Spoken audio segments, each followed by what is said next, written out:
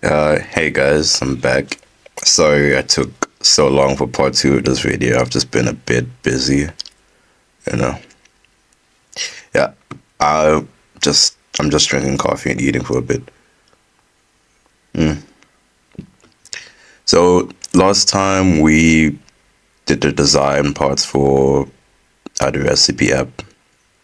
Now I will say I know when I was doing this video, I did part two. It took me a while to upload part two because I know some of you have already finished this, but I know the source code is still on my Discord. But now we're going to focus on the code behind. Now, for some reason, I couldn't get the button images to show, like, because it's supposed to be the home page, it's supposed to be the recipe adding, I think, yeah, and it is supposed to be recipe list. I just need to check my other page. Yeah, got that right. For some reason, I can't get the button images to work yet. If I just show you my original code, just zoom in quick.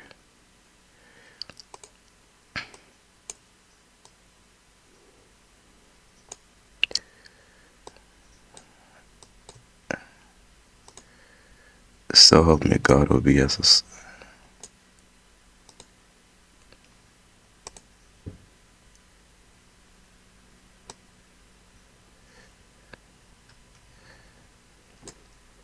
Yeah, if you looked at my original, the buttons appear, and the text.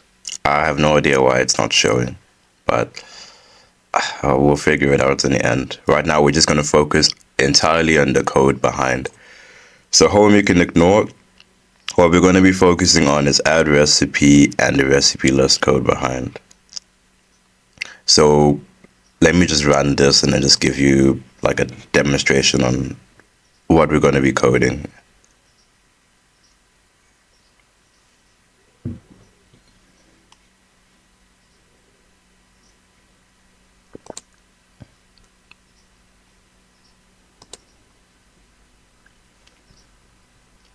Might take a while, I guess. In the meantime, don't forget to drink water. That's a nice reminder.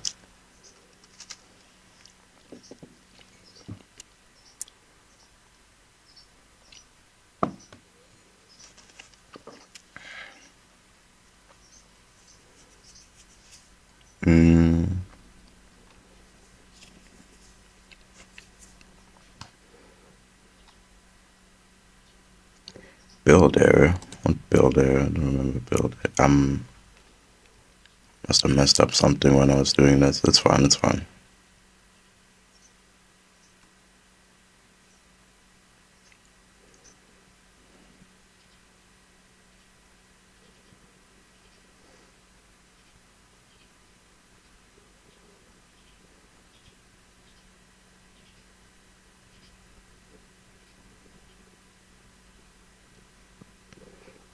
Something wrong with my view model.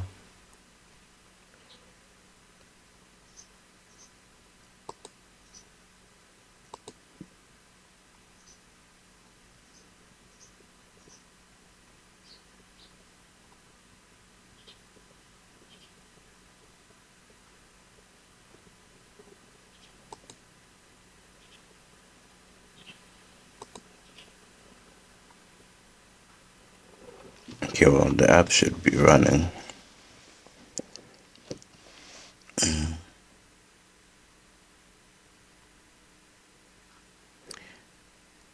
Oh, okay.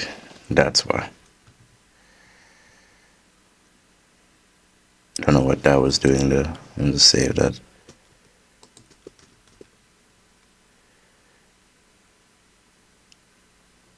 Okay, well, back to it. What we're going to be doing is, so we'll add our recipe name. Let's call it bacon bits. Although I'm pretty sure I explained this last video, but whatever. That's the name of our recipe. We'll add our ingredients here. We'll say what category it's part of. I'll just say protein if it's not. The amount, the unit of measurements, grams. And then the calories, I'm just going to guess 300. So that's what we're going to do. And then what we're also going to do is we're going to add a function that creates more of these boxes. We can just, delete this stuff. Creates more of these boxes, but also removes them, not only just for the ingredients, but also for the steps. So then when we save them, they'll end up in our recipe list.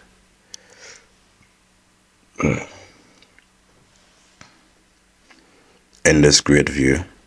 And then, yeah. And they'll be saved as a JSON. And then we can just select whatever we want and then just delete it. And then file deleted successfully, or we double click and then it's supposed to show us the ingredients in that. I never got this part to work for some reason, but it's fine. Yeah, so that's about the gist of it. Let me just get this in a second monitor.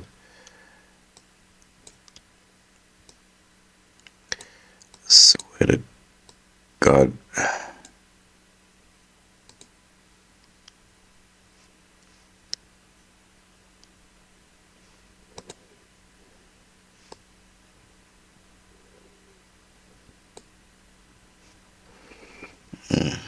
Okay. What are you doing with it? Oh, God.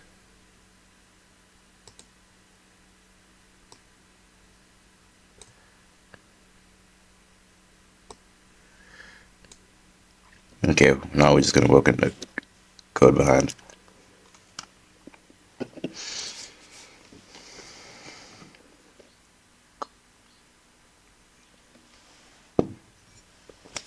So we're going to do recipe list first. So I'm just going to close this. These are the windows, just so it helps us focus.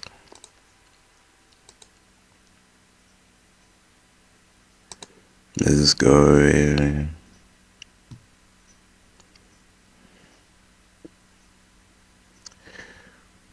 Okay, we don't really need, I don't think we need the example right now.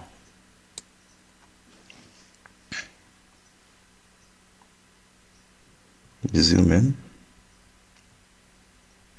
Okay, yeah, no, we do. Okay, we need to add the bindings for this. So we'll focus on add recipe. So we'll just close this, this, and this, and just keep these two for now.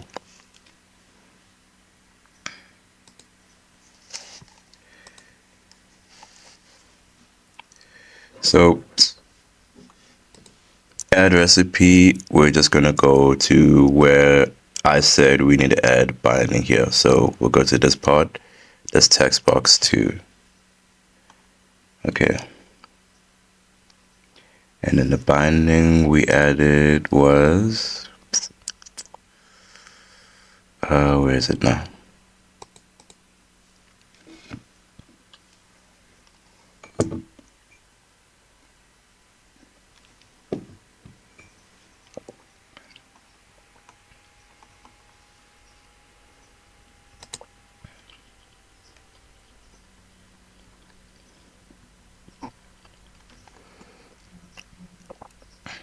Oh, okay, here's the binding here. So in here, we'll say binding to ingredients, and then we'll say ing name. We'll do all of the bindings for this, and then we'll do the code behind. So don't worry, like I know for you, you're probably also going to get an underline. Don't worry about that now. We're going to do it soon. Okay. This amounts text box, same thing.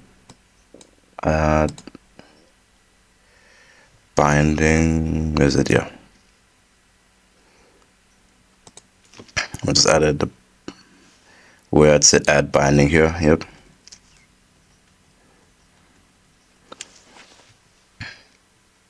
We'll say binding, ingredient,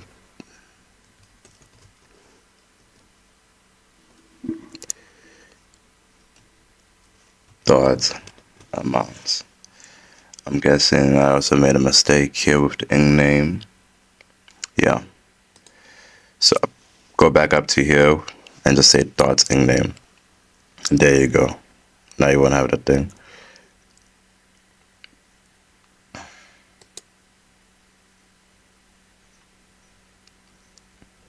Okay, this is for the unit box. And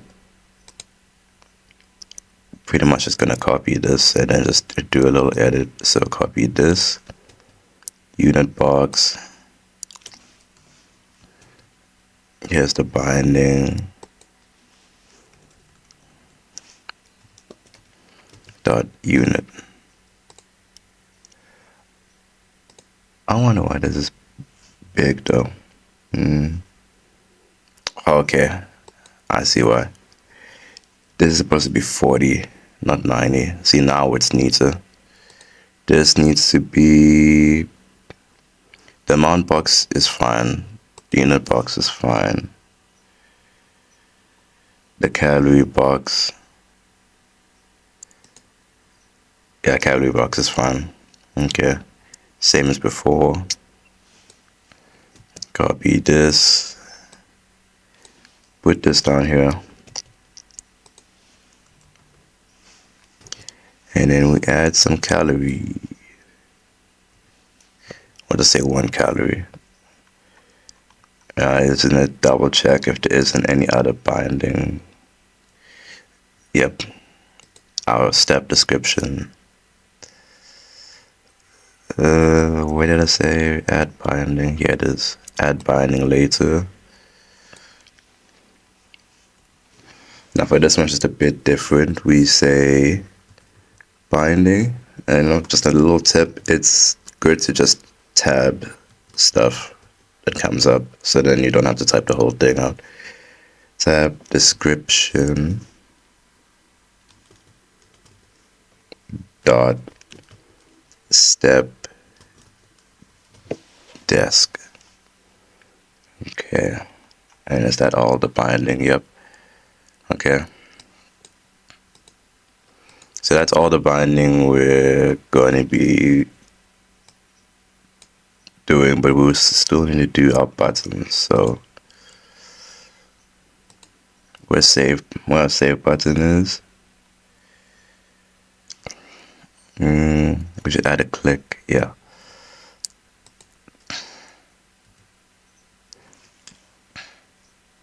So over here we say click,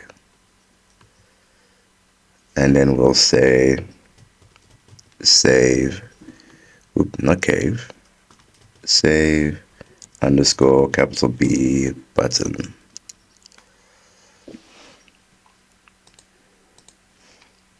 And then same with our reset button. I'm just gonna copy this click, put it down here, and then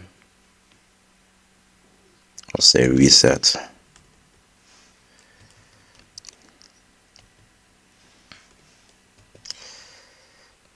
Okay.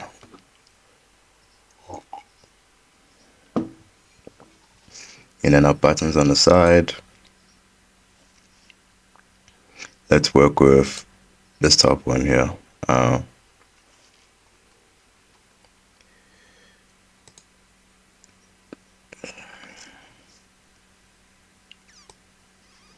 Do we add a click for that? No. Okay.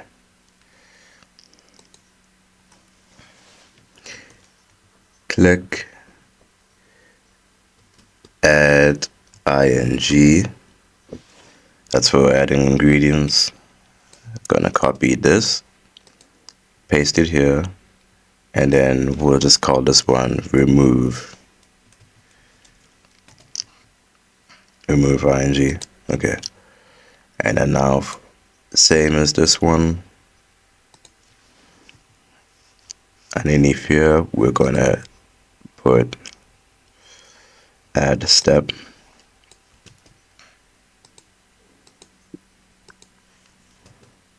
So add step, you know.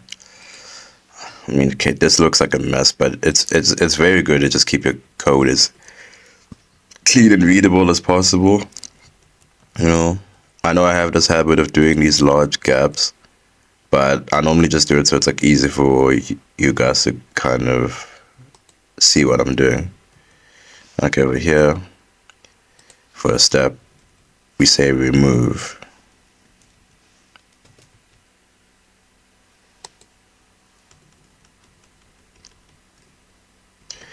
I'll just do this just to make it neat.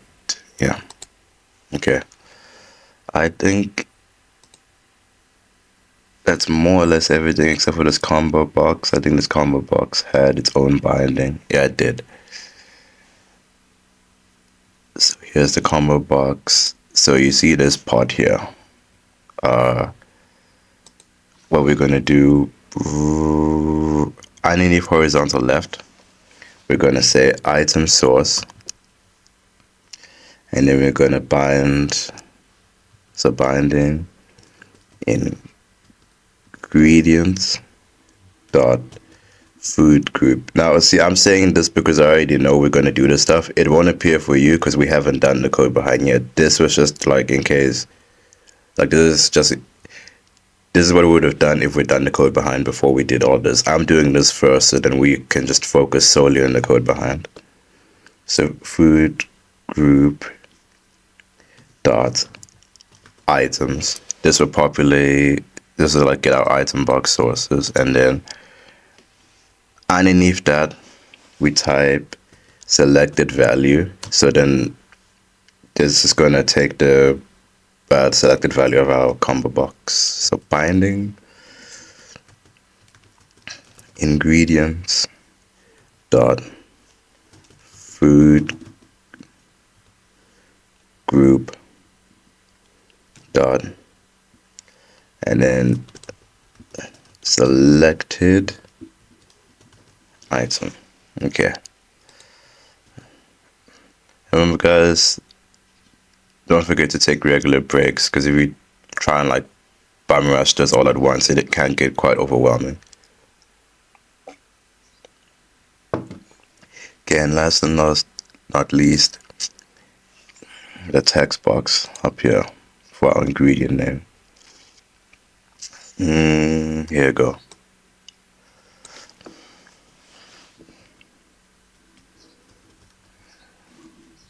And then binding rec name. Right, now we're done with that. Now we just need to focus on the code behind for this, and then we're going to do the same for the grid. And that's like the only two things we need to do, because the home page is just to make the thing look nice. That's about it. So now that we're done with that, let's just see if I did anything on. Yeah, okay. So go to your Solution Explorer, and then you're gonna go here to add recipe. Okay. Now we're gonna do the code behind for everything.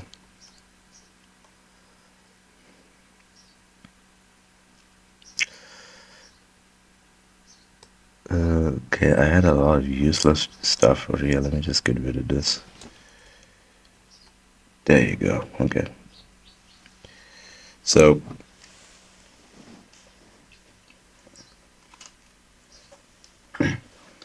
sorry, eating a biscuit.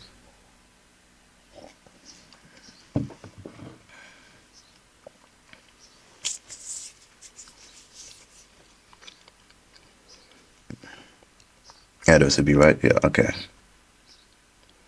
So now what we're gonna do is we're gonna just put two private integers above this public add recipe, and then we're just gonna say what this does. So these two lines of code will increment, or or like copy paste our labels for, I spelled labels wrong, it doesn't matter, for our ingredient number and step number. You don't have to add this. You should add this, but you don't have to when you're following this, but you should add this. Comments don't only help you, but they help everybody, because you will get to this point where when you look back on this, you're probably not going to remember what each line of code that you did does. And then you're going to be like, what the hell did I write? It's like if you have bad handwriting and you're writing something at that moment and you sort of understand what you're writing, but then you look back at what you wrote maybe 5 months down the line and even you can't read your own handwriting. So that's why comments are important. So now let's add this private int ingredient count is equal to 1. Private int step count is equal to 1.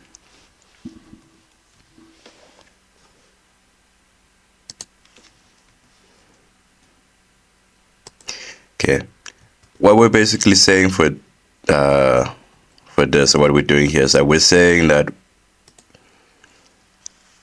both of these boxes have to be more than or equal to 1. So these things won't disappear. That's why when I clicked the minus thing, it kept going back until it got to this default page. And every time we click the plus, it adds more and more and more. But we can't click it to the point where we click 0 and this thing is gone, because then how are you going to add ingredients? So that's why we added a step count here. And then we're also going to add our data context. So let's just say this adds the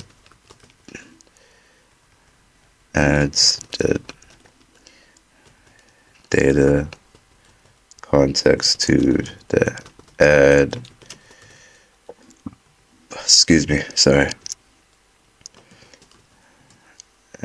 example.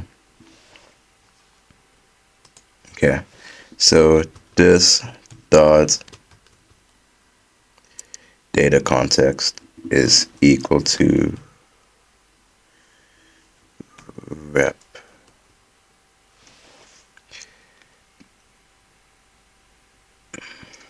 Yeah, this is for our view model, this rep here. So let's just do that now. So underneath here, we'll say add recipe VM. Now we're creating an object of our view model add recipe. Rep is equal to new add recipe VM with brackets.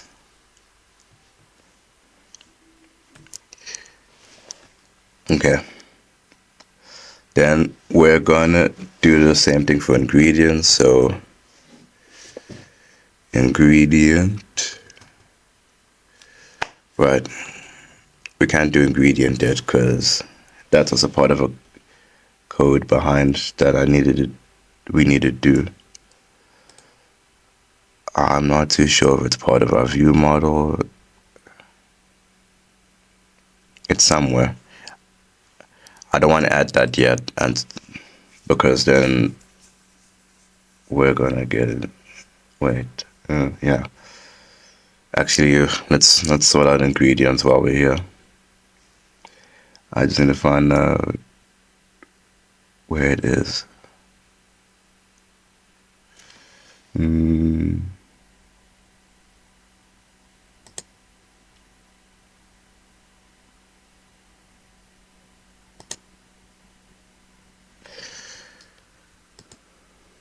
Okay, it is behind the view model, I know that.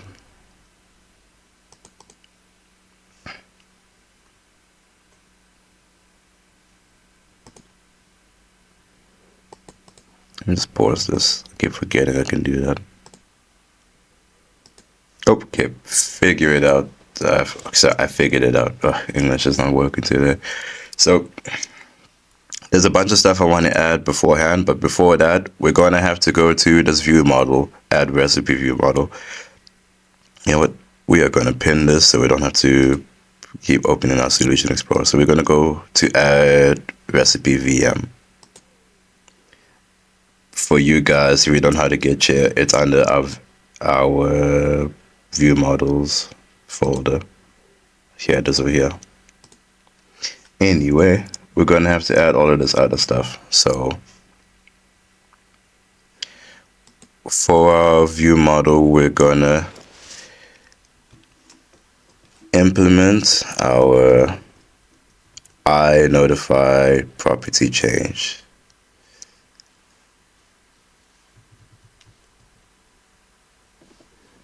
There we go. Don't worry about that error. You know, let's just say what this would do. All of this will be used for our add recipe class,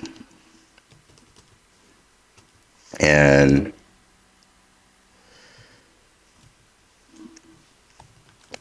this utilizes, I hope I spelled that right, our data getter and setters for our recipe name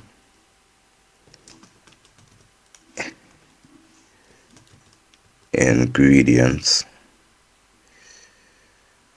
and yeah,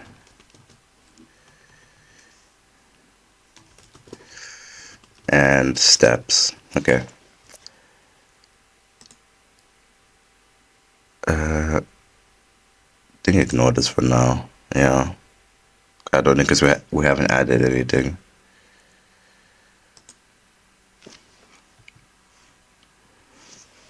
So we're gonna do public string, and then we're gonna add a question mark. The question mark, when we add a question mark to something like a string or integer, all that stuff, we're saying that our value can be null, as in our value can be empty. Because if we don't add that, we're going to come into a lot of errors. So we'll say rec name get colon set. Okay. Let's just see what else there. Right.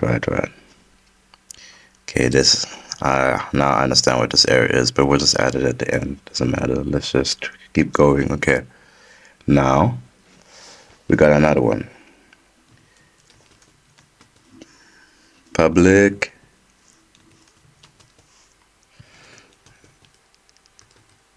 ingredient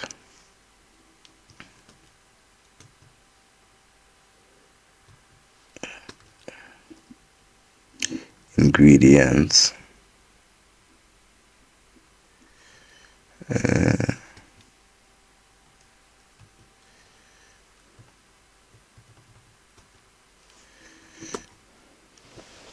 make it a gets and sets it. Okay. This cannot be found either, which means that ingredients is located somewhere else. And I really needed to make this uniformed. Okay. Let me just look for this quickly. I'll just pause the video quick. Okay, that took me like 5 seconds.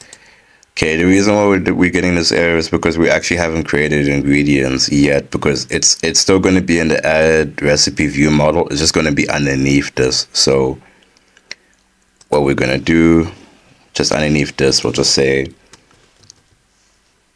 class ingredient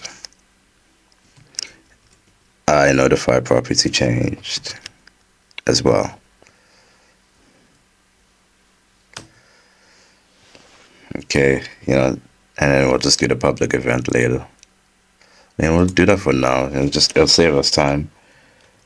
we'll say public event property changed event handler question mark property changed.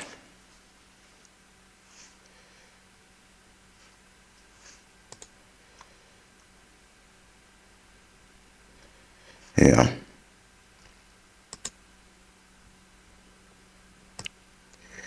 Let's just do that for the same here. We'll just add that underneath and we'll just put it at the bottom so we can just ignore it. There you go. Alrighty then. Back up here, ingredients, gets and sets. Okay.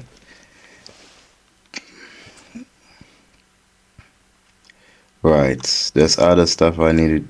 We also need to do a step description as well. So we're just gonna copy this and do the same thing. So underneath this, instead of ingredients, we'll just say step description. And we'll get to this. This one is fine. This is like maybe like 8 lines of code. So, we'll just do that last. Okay, back to our add recipe VM. Okay. So now that we've done that, we've done our, okay, so public step description, and then we'll say step descriptions, and then we'll make it a get and set. And again, if Visual Studio gives you a suggestion and it's the thing you need, don't forget to just press tab, or sometimes it makes mistakes.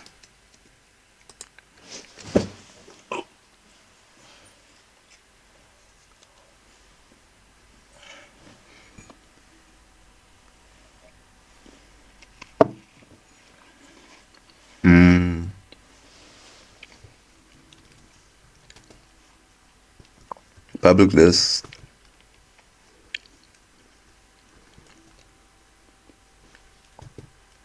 ingredients, because our ingredients class is also going to have a few gets and setters. So ingredients,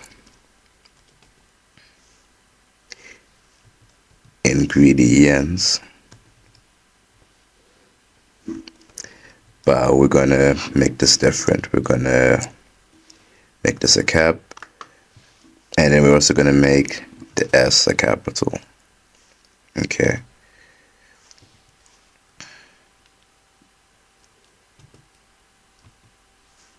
And then we'll also do a get and setter.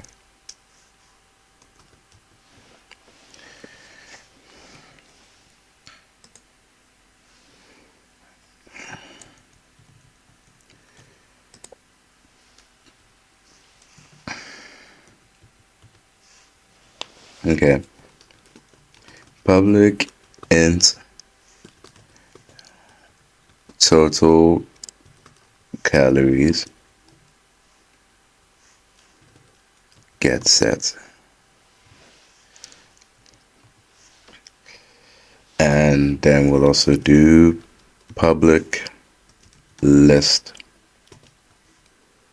We'll make this list a string. This is for our food groups,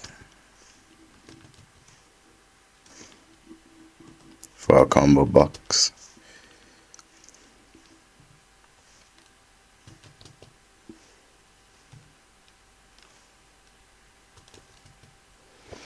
Get set. Okay. Now we just need to add this other thing. So we'll say public add recipe view model or VM. Yep. Brackets, and then we open it up. Here we go. And now we'll say this dot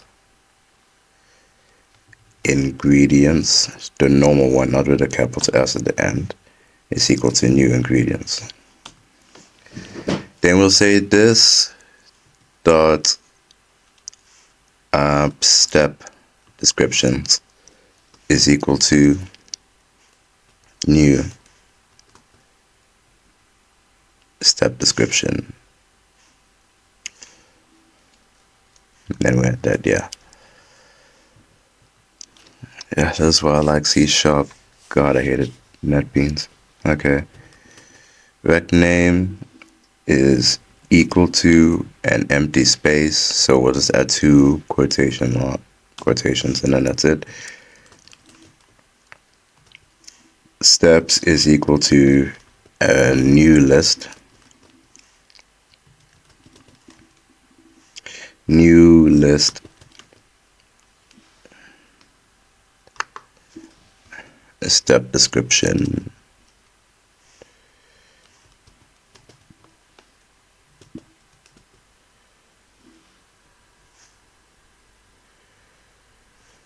Yeah.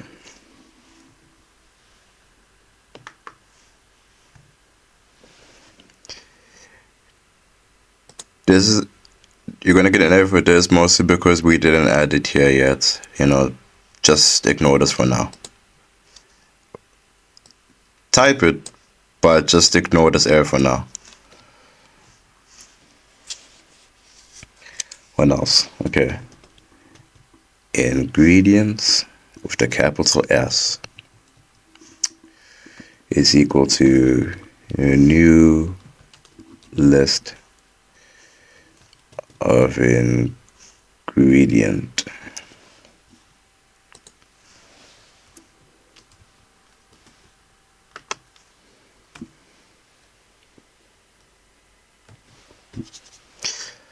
And then I think our food group is lost. Okay. I love this. I love this program.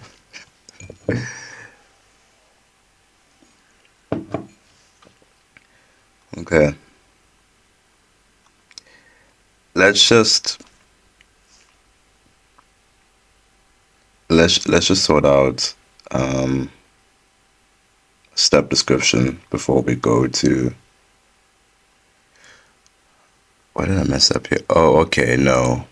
I messed up here. This error over here is because we actually didn't add the list to this stuff. So public list and then step description.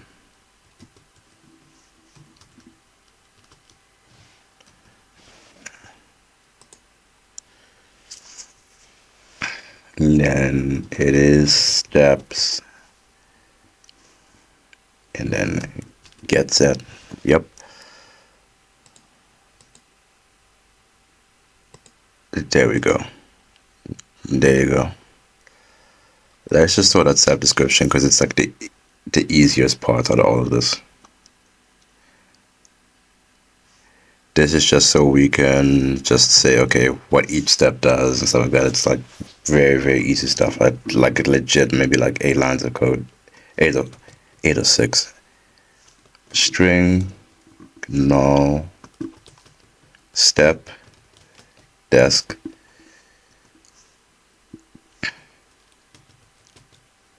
Okay, get, set. Awesome. Okay. Public step description, brackets, curly brackets, and then we say step desk is equal to 2 empty quotations, and yep, that's about it. That's literally all we had to do for this. So you can just ignore it, you can close it, there you go. You know what, I guess we can close this too. But yeah, now we can just focus on ingredients. So in here, this would just be for our ingredient details. So public string ing name, and then get set. Yeah. God, can you imagine I was one of those YouTubers who just did all of this to music only? I hate them so much. Public combo box, food group, get set. Remember, guys, if I'm going too fast, be sure to pause it. Okay. Well, public instant iterator amount and more getters and setters.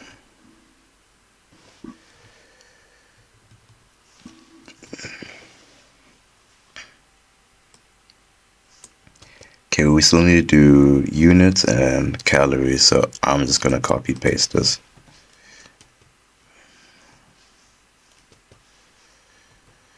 Okay. Our unit will be a string. We'll call this unit. And then our calorie is an integer. And it will say calorie. Okay, awesome. Now, public ingredient.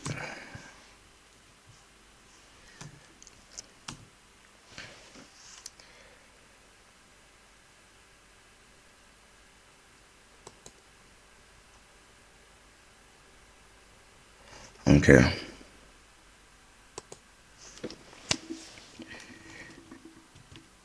Ing name is equal to empty rotations. Amount is equal to 0. Unit is equal to blank.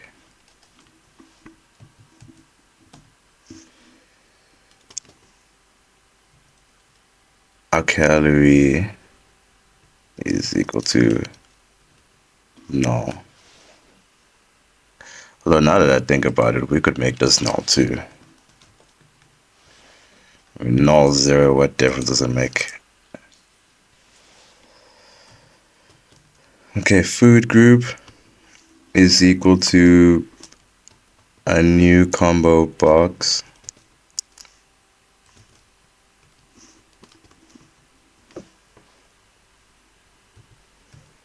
Okay.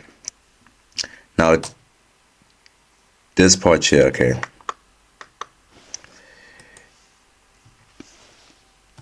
This is where we add our combo box options.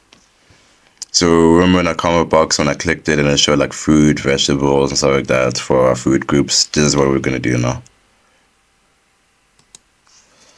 Okay, so we'll call food group each time. So food group dot items dot add, and then we'll do the brackets and we'll say what we're going to add in here, and then we'll just do it for different food groups. So what's it? Fruit, vegetables, carbohydrates, let's just say meat and dairy. Yeah, so that's 5. So we'll just copy this 4 more times. 2, 3, 4. Yeah, okay.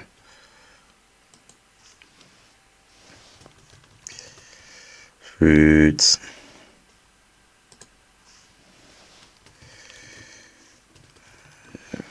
vegetables,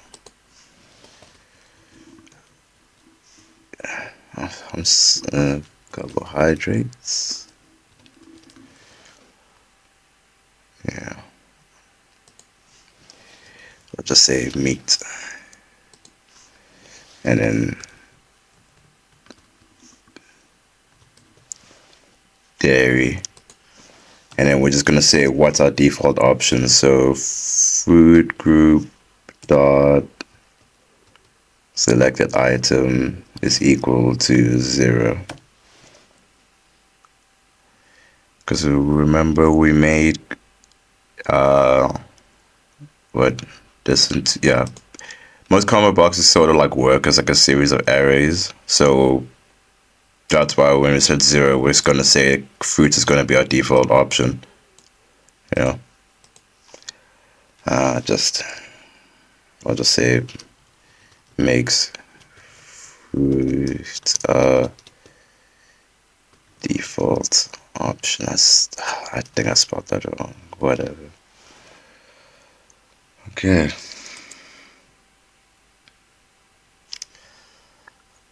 As far as I know, we're done with this part.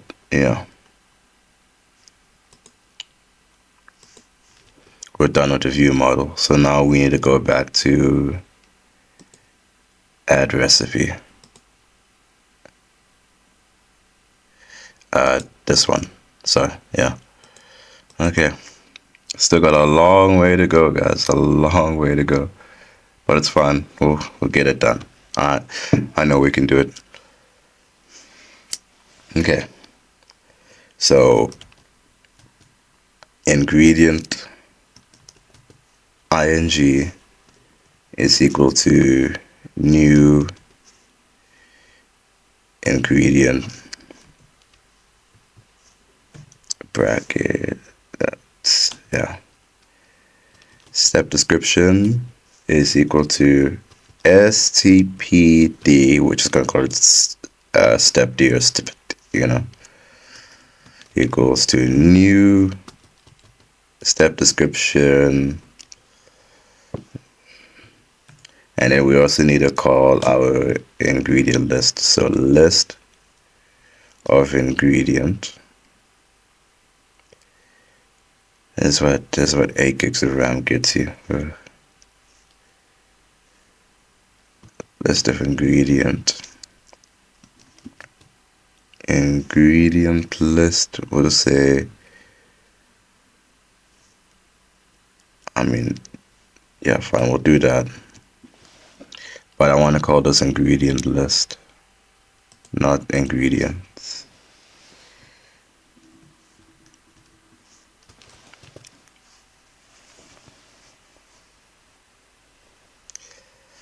Ingredient list, and then, yeah.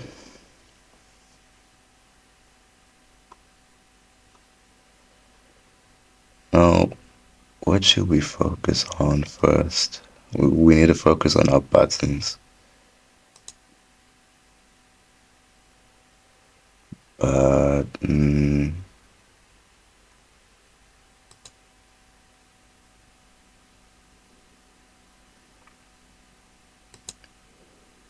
what we need to focus on.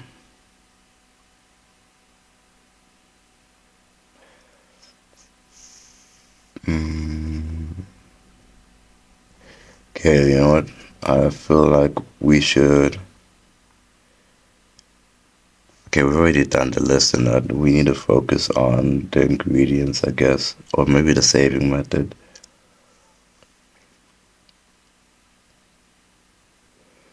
We could do the reset,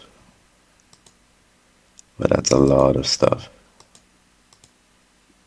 Yeah, that's fine. It's fine, guys. I'm just deciding what to start with, so you guys don't get overwhelmed right off the bat, because there's a lot of stuff here.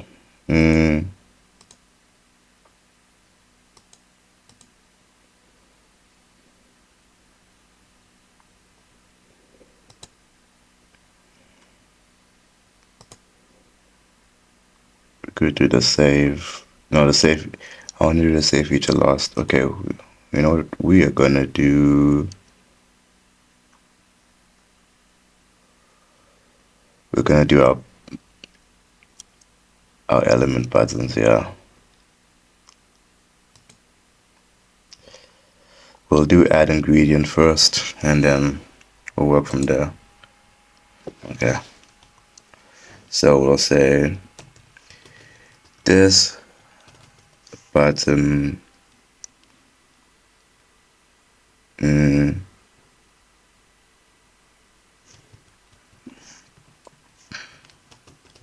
duplicates the GUI element for the ingredient box.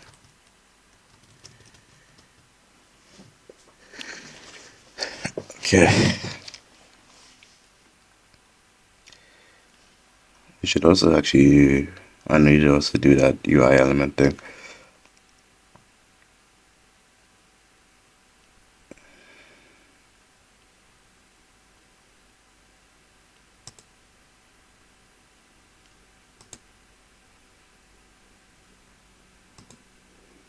Okay, yeah. Before we focus on this, let's just do the UI, the GUI element duplicator. So that this is what allows our example to duplicate the elements. Okay. So private UI element, and then we'll say clone UI element.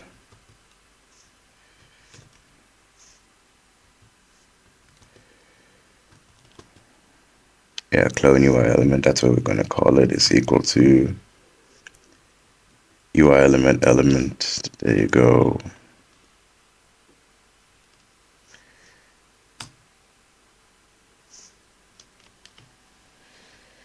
And then we're going to use the uses example serialization to create a copy of the UI element. Okay, so we say variable example is equal to example writer dot save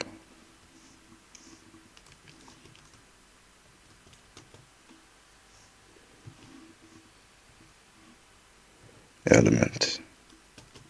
For reader is equal to new string reader,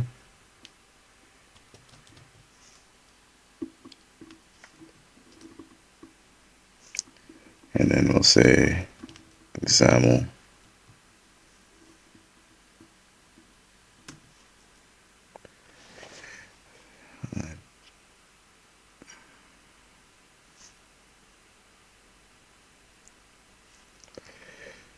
namespace doesn't exist.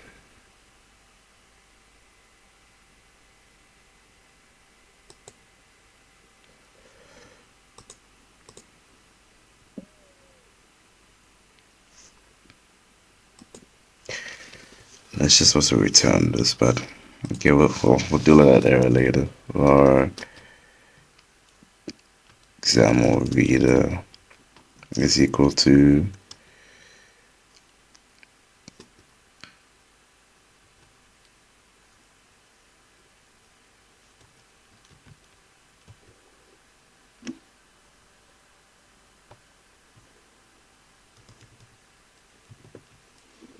example reader dot create reader, and we'll return XAML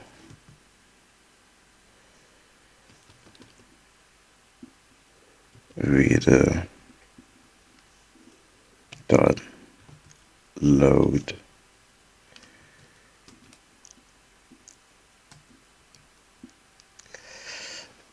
example reader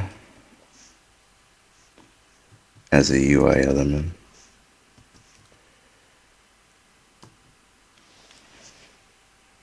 And we close that. Okay. Now these two are giving us errors.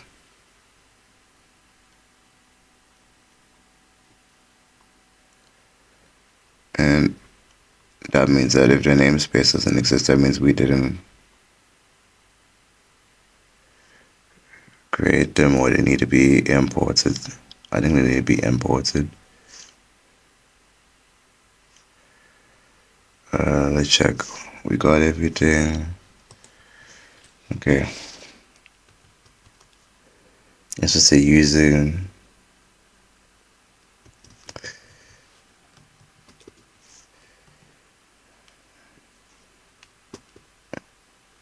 system dot XML. Did that fix? Okay, yeah. It fixed the XAML reader. Now we just need to call the string reader. Now,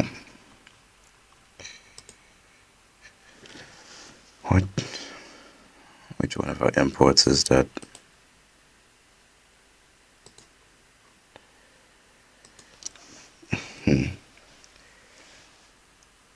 I'm gonna take a random guess here.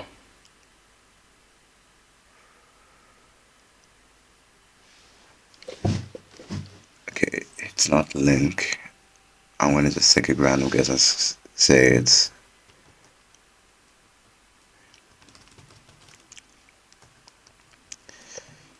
dot io.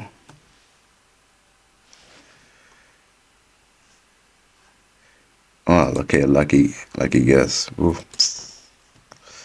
There was just the one thing on my original code that just made the most sense to me, even though I wrote it. But I was on Bio Plus when I wrote all of this stuff.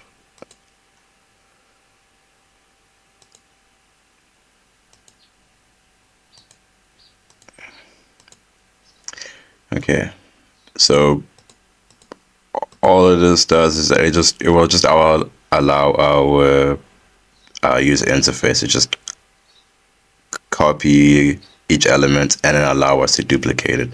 So now that we're done with this, we can just ignore it, and then now we can do the ingredient box. So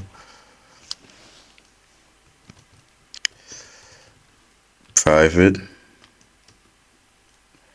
void add ing is equal to, not equal to, sorry, I misspoke, object sender, comma, routed events args e. Okay.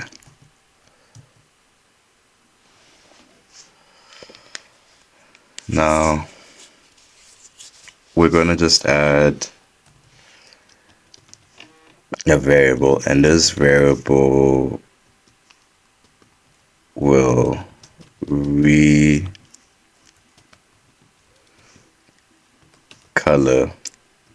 the new element and adds the same styling. So what's going to happen is, if we don't add this, it's going to add the new element in element boxes, but it's not going to add the same color and styling that we had to the previous one. So if we clicked add ingredient, it's going to add a new box, but it's going to make it like white, but since our background is already white, it's not going to look nice. It's just like a sort of neatness thing. So var new ingredient, or one word, is equal to new border, squiggly brackets, and then background is equal to brushes dot. Now, what did we use for this. This was just red, okay. Dot red, comma, corner radius is equal to new corner radius bracket. We'll put a 10 inside here, comma, margin, say new margin thickness, and then 0, comma 10, comma 0, comma 0, and then the height 120, and then after the squiggly bracket over here we just add a semicolon. So then, like I said, what this will do, this will add a new ingredient box. It will add the same styling and height and padding and stuff like that. So we'll say we'll have a new box that's red, the same corner radius for like to make it look nice, the same margin thickness, so there's like a gap, a little gap in each ingredient box, and then we keep the height the same. But we're gonna add a scroll view, so then like it's not all gonna fit on the same thing, so we're gonna add a scroll view so we can just scroll up and down from it.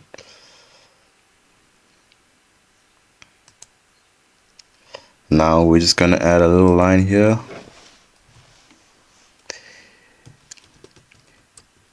This adds a new instance of the grid created. So we'll say var grid, not ground, equals grid, my god, new grid.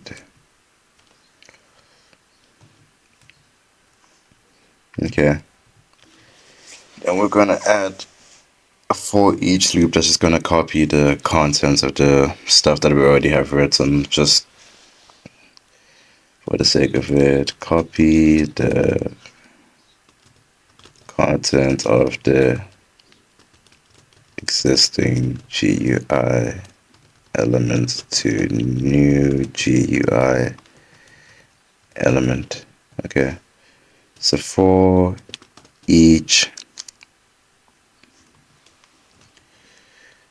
UI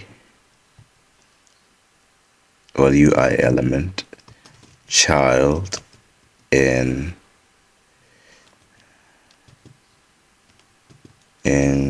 grid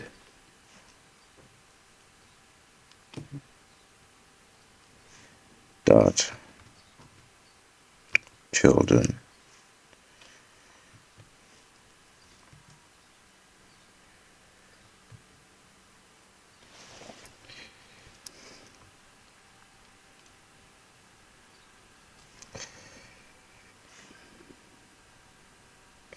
We'll say, okay, grid.children, add child.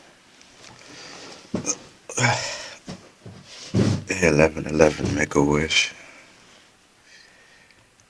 Okay, add child, but we're just gonna make one little change here.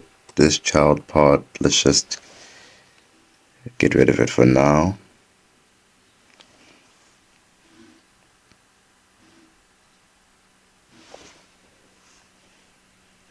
And then inside here, what we're going to say is clone UIE element, a bracket, yep. And then we just put the child in here. Yep. That's about it. We can just ignore this too. So we'll just close that up. Okay.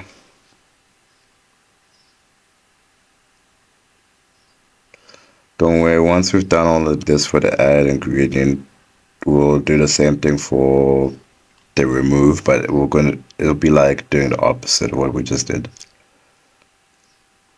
But like I'm saying, take a break, don't rush it. All of this can seem overwhelming right now, but I'm sure we got this. I mean, recording time's already been an hour. Okay. Now we need to do our label. Label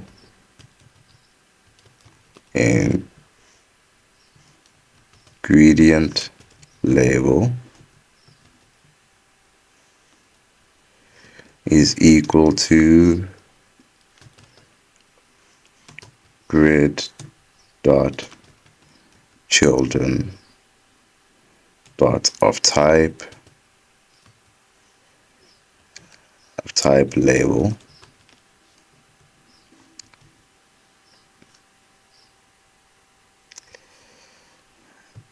We'll add curly brackets and then first or defaults, stuff like that. So if ingredient label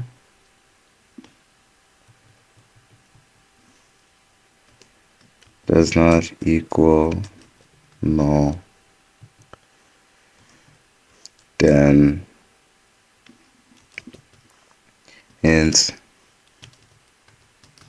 ingredient count is equal to ingredients container dot children dot count is equal to, no, it's not equal to, sorry, plus 1. Okay. And then our label, ingredients label dot content is equal to $,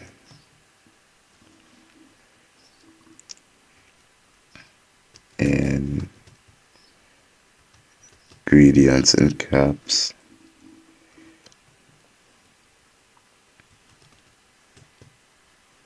ingredient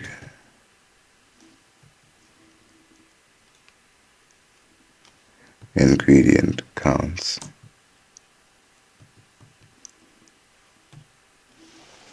There you go. Okay, so just to explain what we did here, this is just going to increment our label number. So basically, let's just go back here. I know it's just a little extra thing, but basically what it's going to do is that, you know how we have ingredients and caps here. So every time we're going to add a new element, it's going to keep saying ingredients, but now this number here, it's going to say ingredient 1, ingredient 2, ingredient 3, ingredient 4, you know. So yeah, I know it's a little minor thing, but it makes our app more, like, not user friendly. I guess it makes it stand out more, you know. Okay, so yeah, I should probably say this. This increments the ingredient label number. Okay.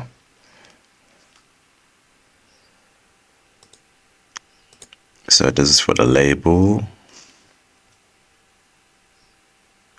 Now we need to do the same thing for our button. Okay. Button add button is equal to grid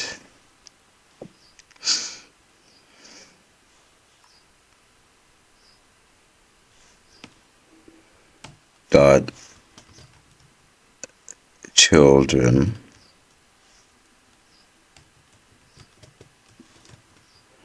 of type.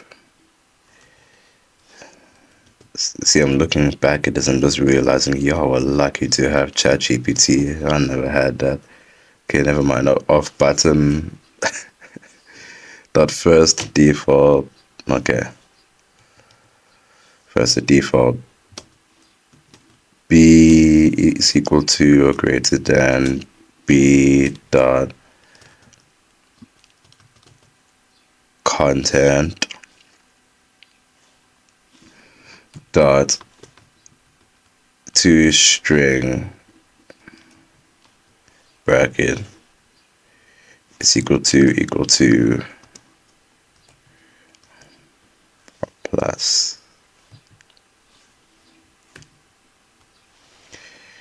Okay, so what we're saying here, that like we're going to finish, it's going to make a new button from the button we already made, and then it's just going to add the plus sign to it. So same with the label, it's just going to copy our elements and then just add more to it. So now we just need to also do the if statement. So if add button is not equal to null, squiggly brackets, and then we say add button dot click is plus equal to add ing, close that off. And then what this does,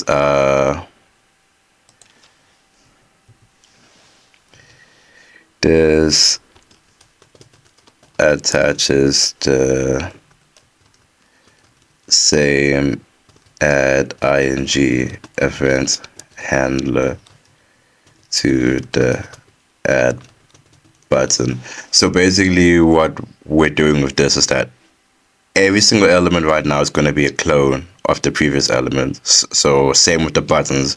So we're basically going to add, okay, it's better if I just show you this. So now every time we're going to add a new element, it's going to function exactly the same as the previous elements. So if I click this add button, the new button is also going to have the ability to add more buttons as well.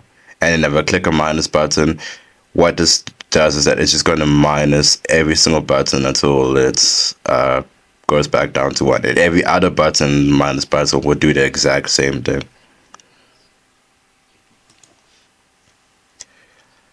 And so yeah, okay. That's add button. Now we're just going to do the remove button. And for the sake of laziness, we are just going to copy this. Do this. Let's just add the comments. This is the add button element. Okay. So we'll call this remove button. Look for anything we need to change. This plus sign will become a minus sign.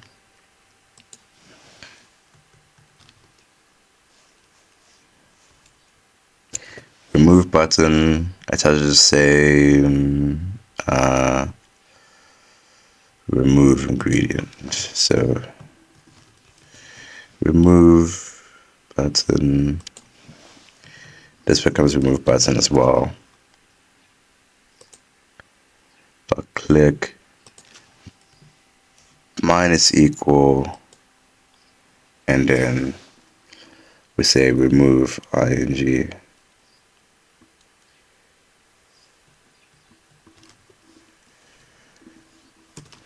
Minus equal? Doesn't make sense. No. Plus equal. There you go. And then remove ing.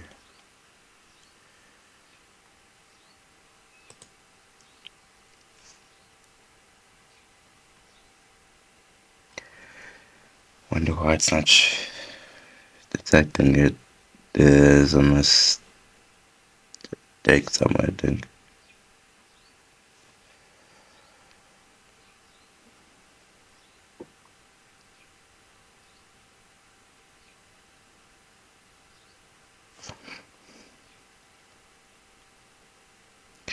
Oh yeah, we haven't added remove ing yet.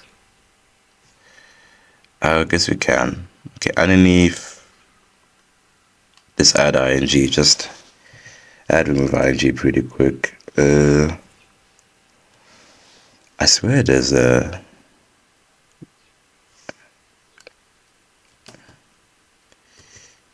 PVSM, PVS, public static void,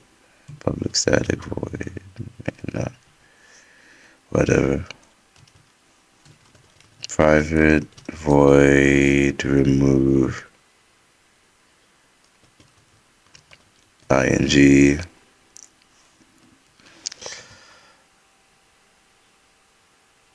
We'll just copy this stuff here.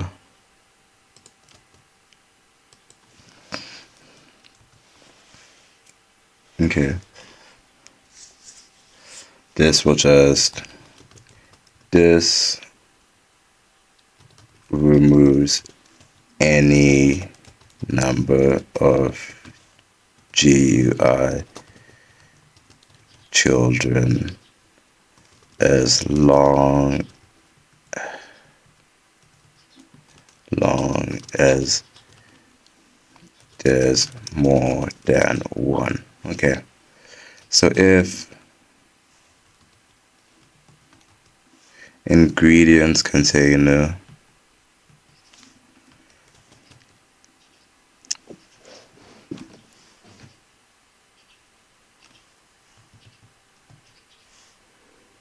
dot children dot count is less than 1, then ingredients container dot children dot remove. See, all of this is gonna look seem confusing to you now, but I'm sure like next year, or for those of you already in 3rd year for like your course that you're doing, if you've had any like experience with mobile app development, this more or less sort of makes sense to you, because it's like, I'll explain it when I do a Kotlin video in the future, whatever. Okay, brackets, ingredients, container, dot, children, dot,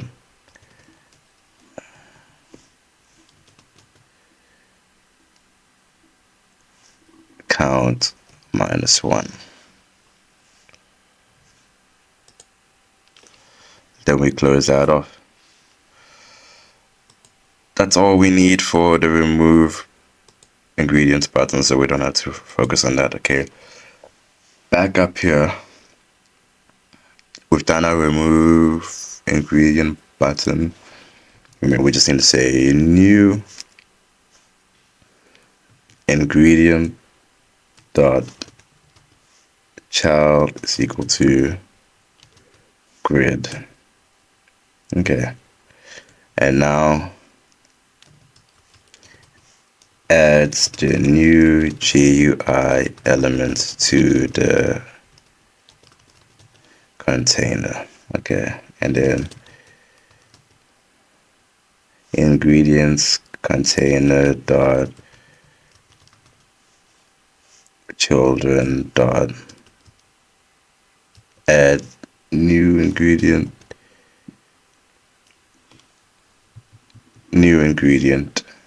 we close that off, and then we're done with that. We're not done with this page, we're just done with the okay, you guys might laugh at this, but we're just literally just focusing on these 2 buttons here. That's literally all we've been doing. They may be small, but they play a bigger picture.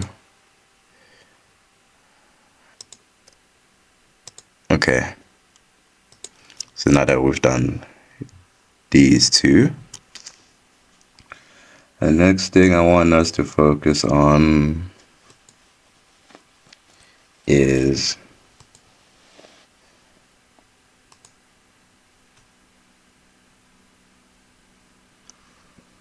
Okay, I want to do save and lost.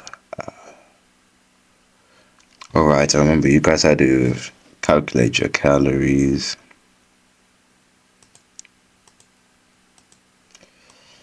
I wonder why there's a useless button here. Yeah, you guys had to calculate your calories, and then, you know what? Let's also do the same buttons, but for the steps. Yeah, we'll do the same thing for the steps as well. Yeah, okay.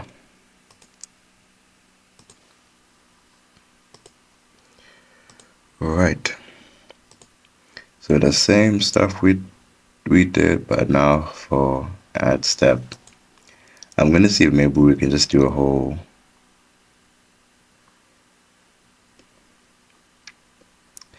Yeah. Okay, yeah, we're just gonna copy and paste everything just to save time, you know. Just for for you guys who aren't doing the whole copy and paste thing, just refer to the add ingredients thing, and then we'll just do the same thing.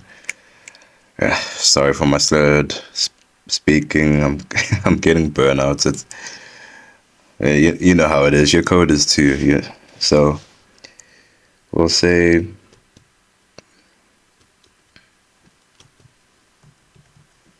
um, private void add step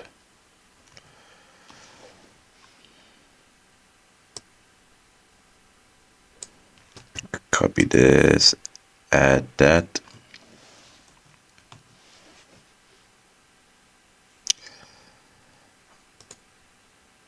Okay, this new element here. We'll copy this part. We'll paste it here. We'll call this one new step. Okay. Corner radius 10, thickness 10. The height was 80. And then what color was this? We're on the step box now. Light pink.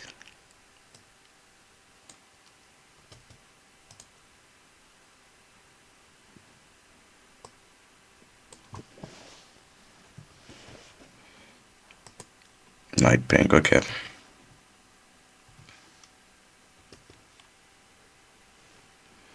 And then we're just gonna pretty much copy everything we did for add ingredients, but then we're gonna add a few changes here and there. So we copy all of this. We'll close this off so we don't need it. Put everything over here, you know, just to save time. And then now we're gonna make our changes. Okay. So where it says Ingrid,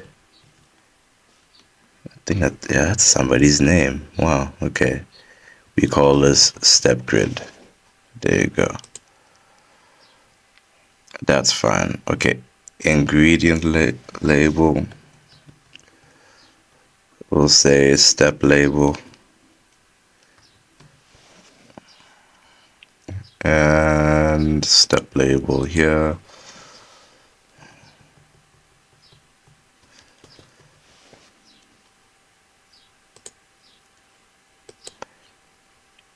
This becomes step count. The ingredients container becomes a step container. What you doing, step container? Step label.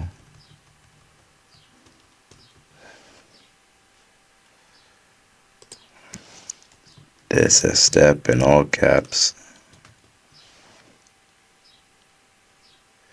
And then this is step count.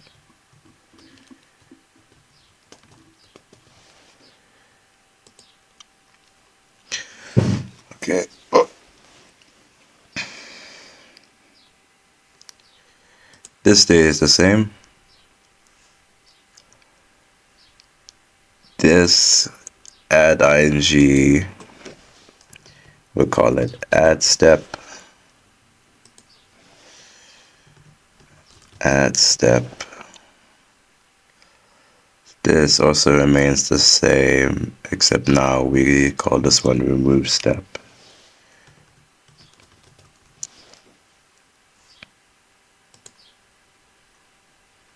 And then this one, instead new ingredient, we say new step, grid, and then this part, we'll say new step, and step container.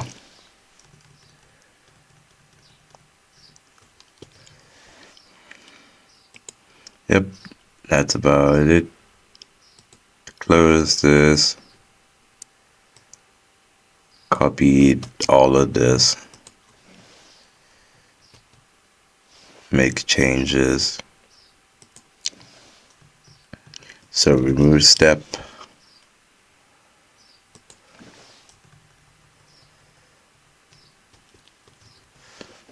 Step container.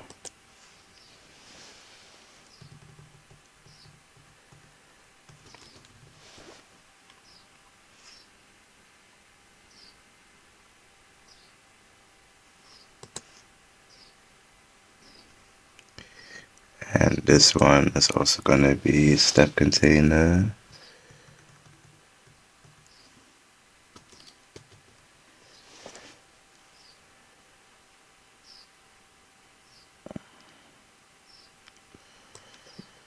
Oops, put it in the wrong place. It's going here. There you go.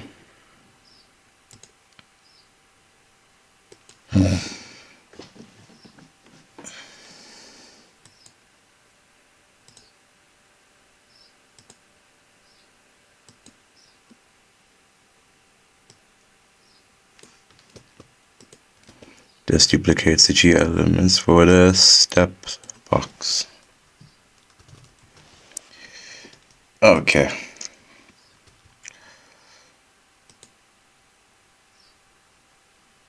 You know what? Yeah, this duplicates, and then I'll just, for the sake of the tutorial, this button removes. I think, yeah. This button removes as well. Yep. Okay. And that was basically all we needed to do for these two buttons here. Okay. Now that we've done that, the second thing I want us to focus on,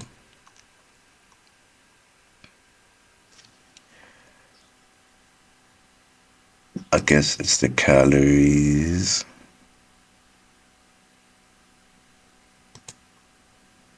Yeah, the calorie calculator. And then we'll do the save and reset button. And also we need to do these lists as well for our data, for our save. It will take a while. Okay. Let's just do the calorie calculations first. Because remember, you guys had to do that. It won't take us that long. Okay.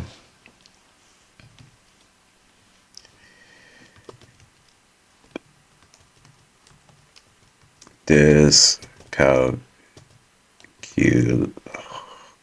is that our calories.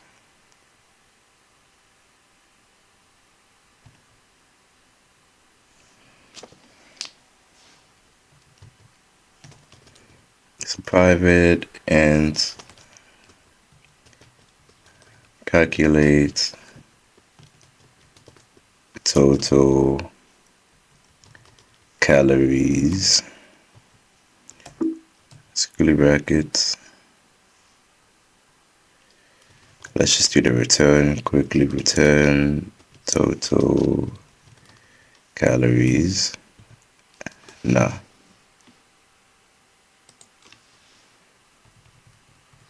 Ignore this because we're gonna call it anyway. Int total calories is equal to 0. Okay. Now then, we're gonna use a for each loop. For each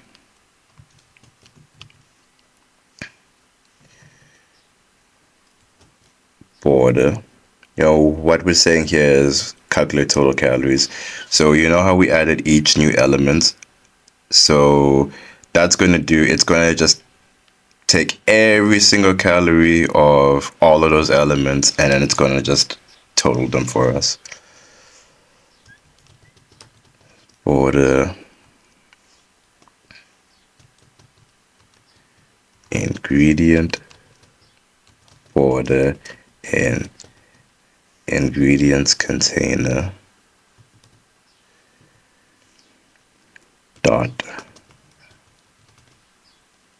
children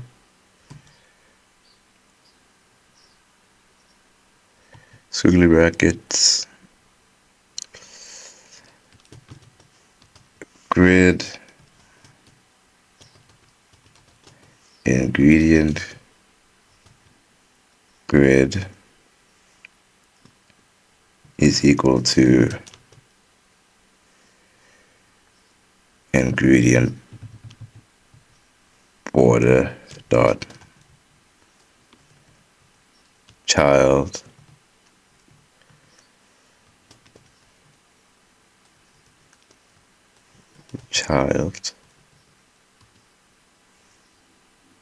as a grid, and then an if statement. If ingredient grid does not equal null, then our text box, and then we'll call this calorie text box is equal to ingredient grid dot children dot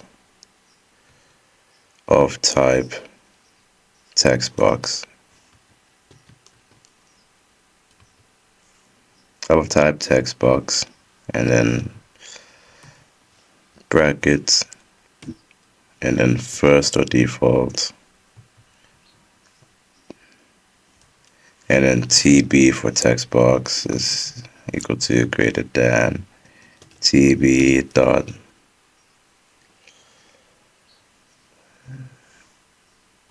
name is equal to, and then we'll call this one calorie box.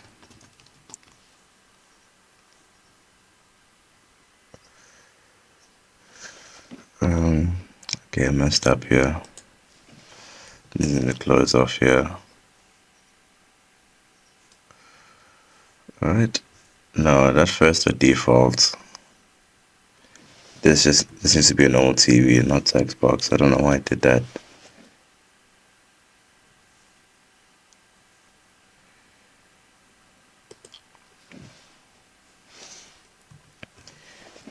This needs to be a normal bracket, not these things, and then we end that with a semicolon. Okay, and then another if statement within this if statement. So if calorie text box does not equal null, and int try parse calorie text box dot text out int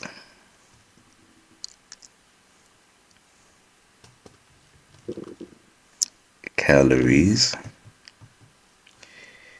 then total calories plus equals calories. Okay. Yeah, and that's it for that. Let me close that off. Okay. Now that we've done that, I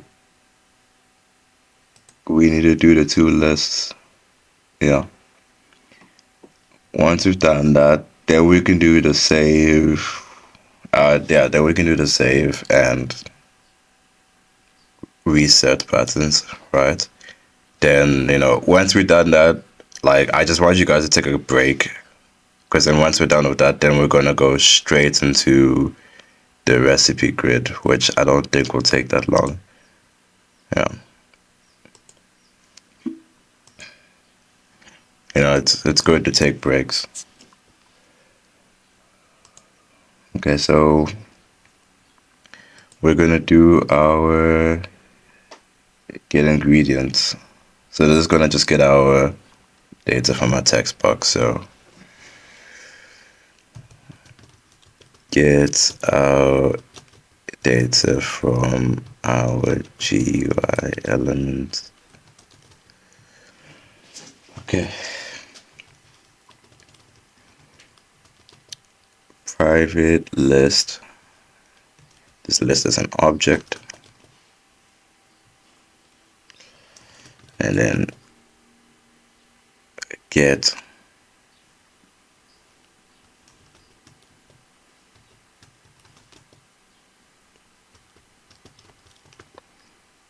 ingredients dot yeah, or data, whichever one you like.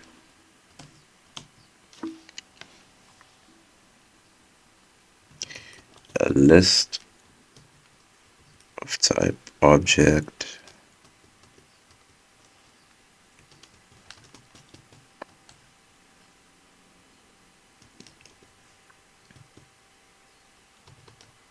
You call it ingredients data is equal to new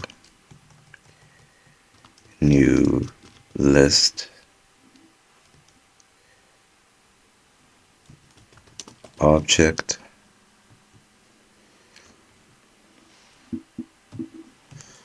Close that off. Okay. So for each border ingredient border in ingredient container dot children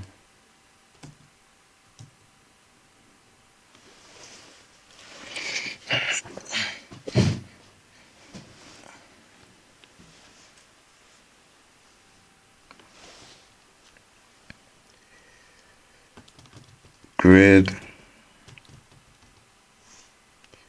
ingredient grid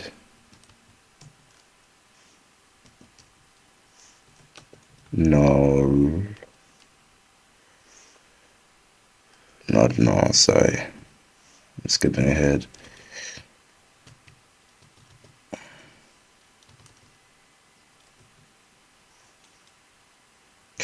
Come on.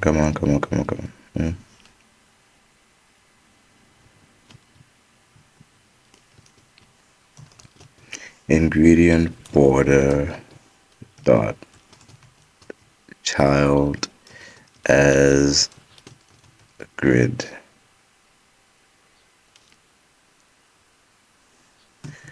Close that off.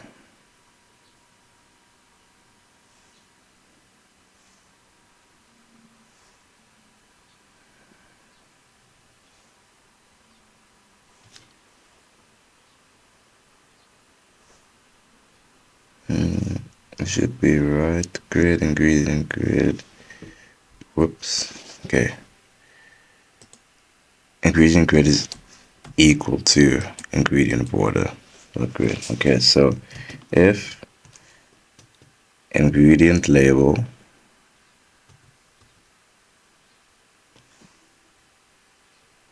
right? No, if ingredient grid, sorry.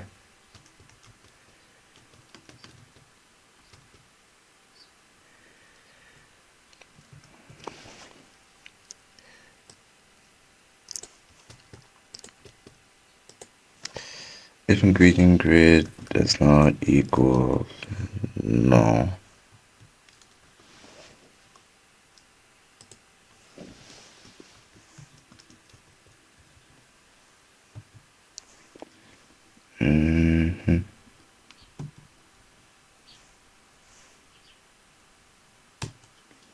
Then we do our label. Label, yeah. Ingredient label is equal to ingredient grid dot children dot of type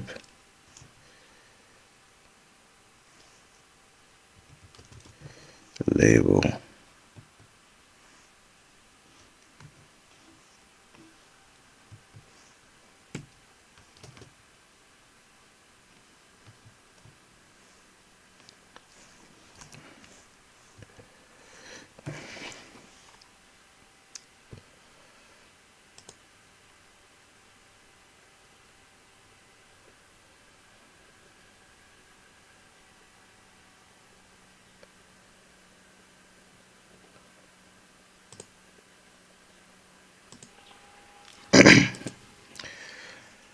Okay, on the label here,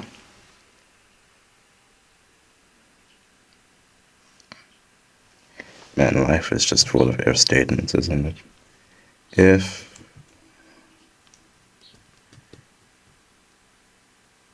ingredient label does not equal null. Now here's where we get our stuff. Okay, so string ingredient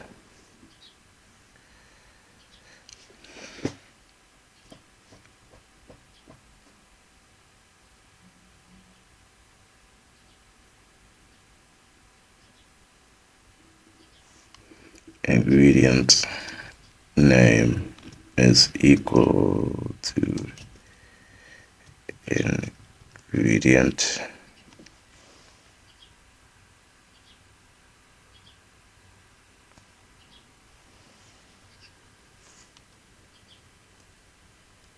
ingredient label. Yep.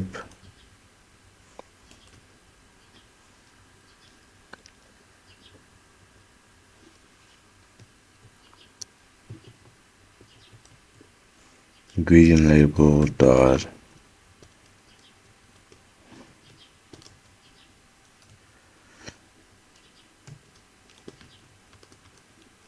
content dot toString.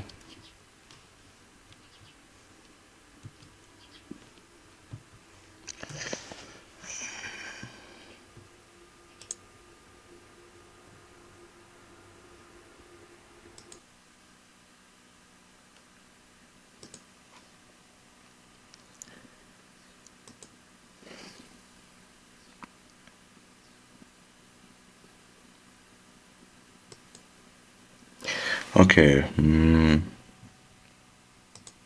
done that. Now we just need to do the children part.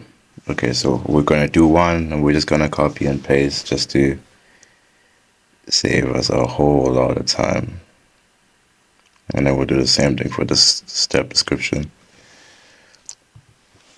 If my voice sounds like it's going, it's because I've been talking for too long. But again, it's also because of burnout. That's what I'm saying. You guys need to take like breaks.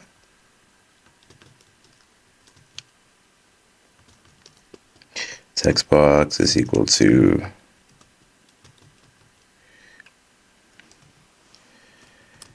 ingredient grid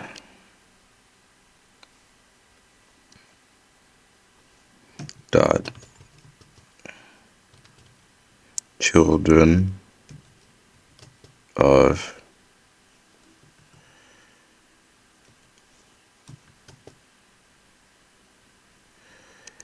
it's not recognizing it.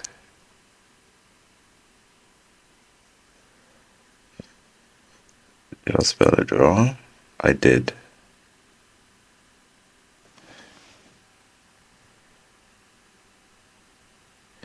Not any worse, I was just spelling ingredient grid wrong.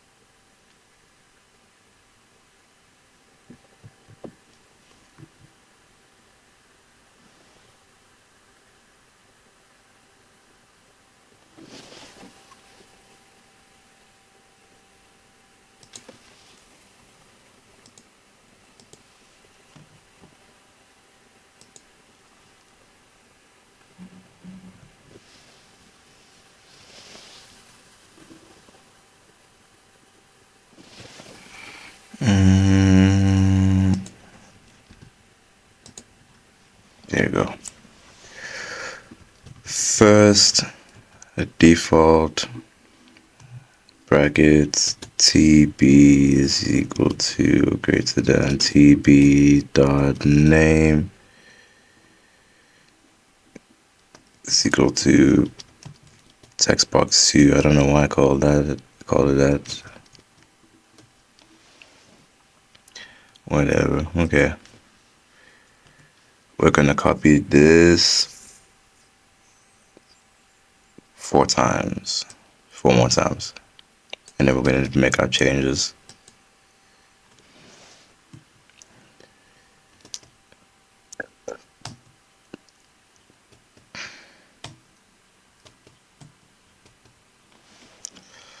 Okay. This right here, this will become a combo box.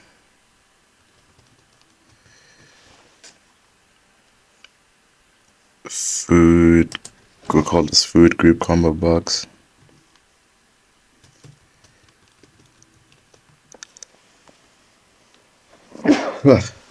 Sorry about that.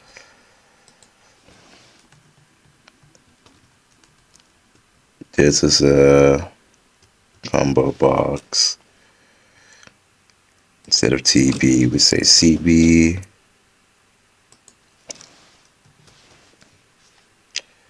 And then we called this F group.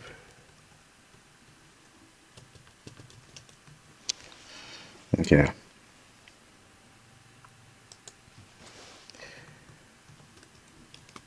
This is amount text box.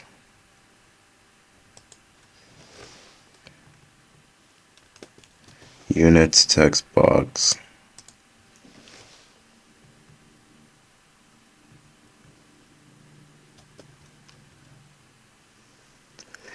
Calorie text box, and then on this side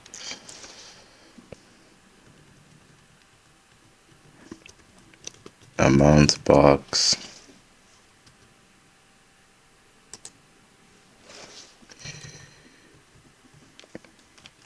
unit box,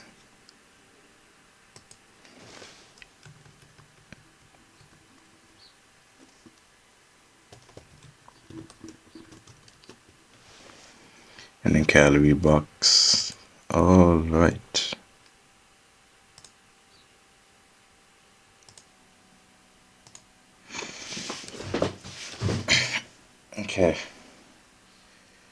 more if statements, and then I think, yeah, then we'll be done with this. So then in this one we'll say if name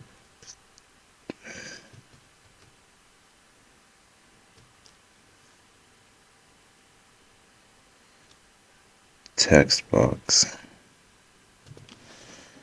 Okay, I messed this up. Ugh. Oh, he's so slow today. Okay.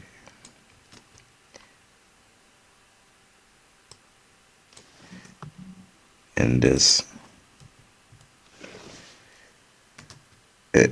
if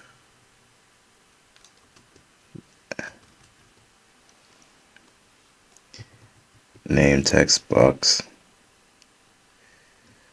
does not equal null, and we're just gonna do the same for other stuff. I don't think the combo box matters here. It does not. Okay.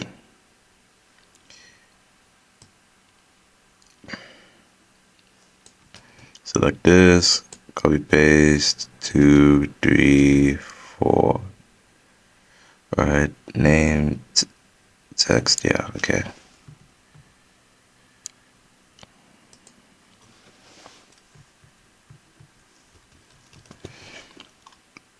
Amount text box, unit text box, and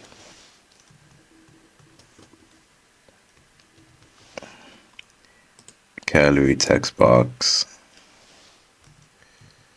Do that. Then we're going to say string name is equal to name text box dot text.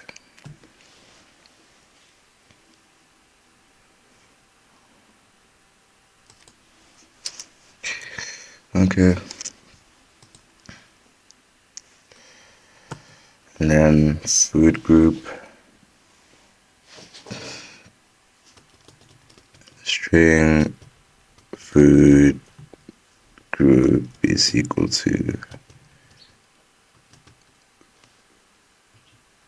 food group box dot selected item can be null question mark dot to string.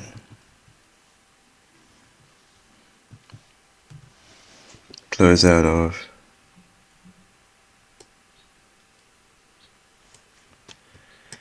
Okay, we're just gonna copy this and then do for other stuff. So amount, unit, calorie.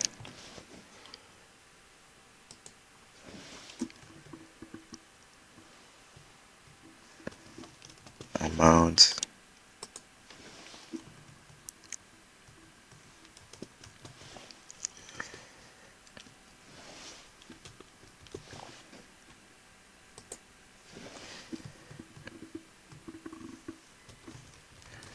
Calorie. Okay. This amount text box.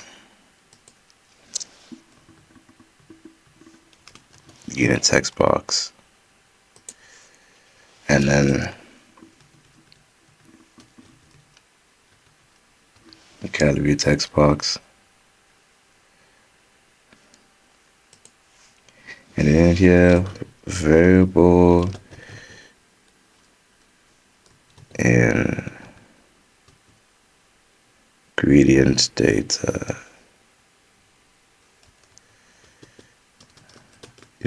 Data is equal to new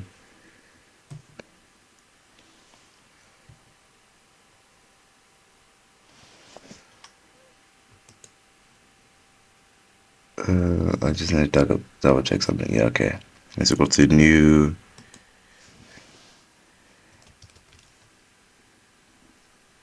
name is equal to name food group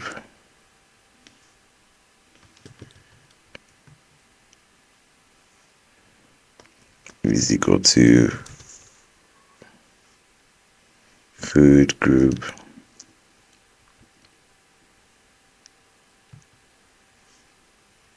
amount is equal to amount unit is equal to unit, and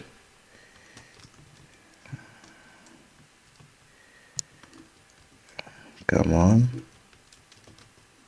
calorie is equal to calorie.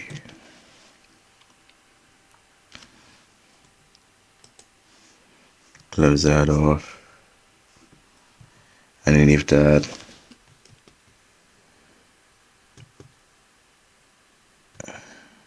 ingredients data dot add ingredient data. Close that off.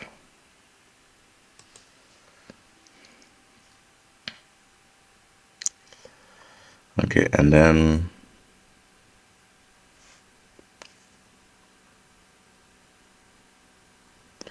I need to just know, okay, so where does this end?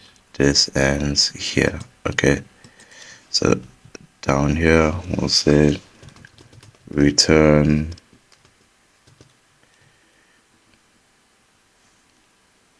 ingredient starter.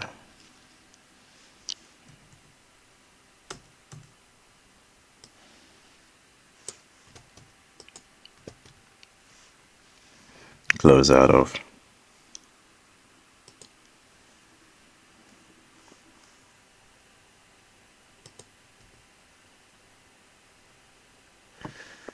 Come on, amount,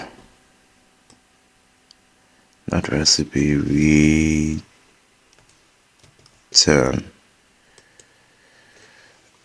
Okay, yeah, and now we're done with this object, and now there's another one we need to do.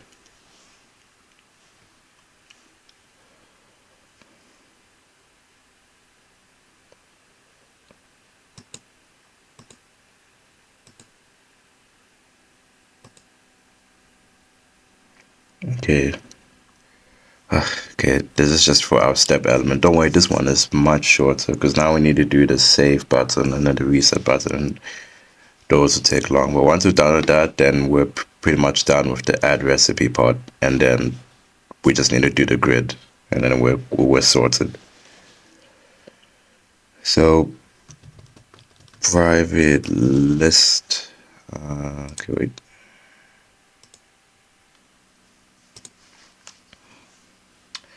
Okay, list, and this list is of a string. Yeah. Of a string. Step. Description. Data. Okay. You know what? Let's just do the return. Just to save time. No, yeah, we'll do that, but after this list. And this list is a string.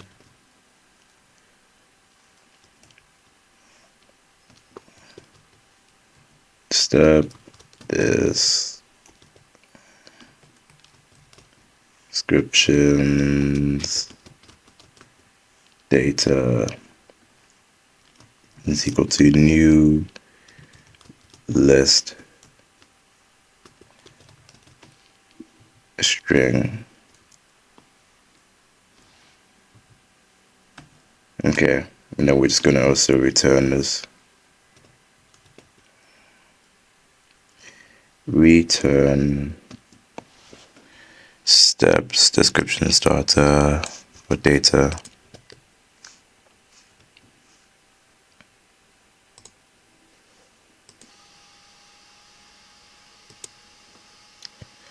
Okay, now for this, In between this, let's just enter this.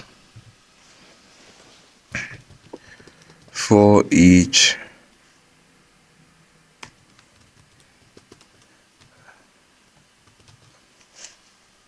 border, step border,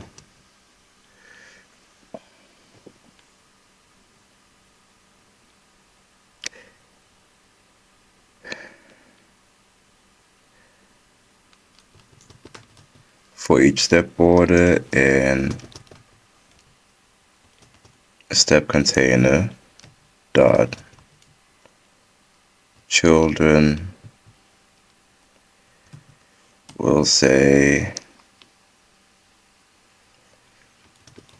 grid, step grid is equal to step border dot child as grid. And if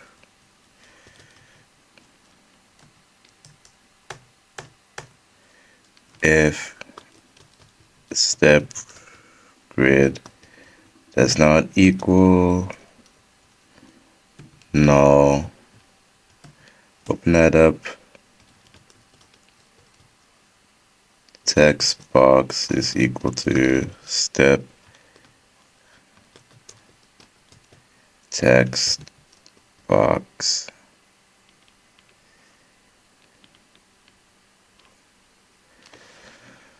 Alright, well, I'm really tired. That's not good. There you go. Equals to, okay, I'm sure you guys get the gist of what we're gonna do. Step grid dot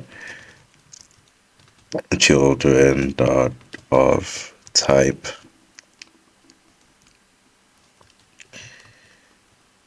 text box that dot first or default bracket tb dot and then this tb dot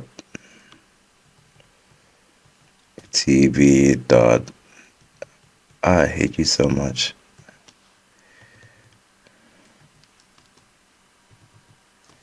tb dot name is equal to step box, and then semicolon. Underneath that, if step text box does not equal null,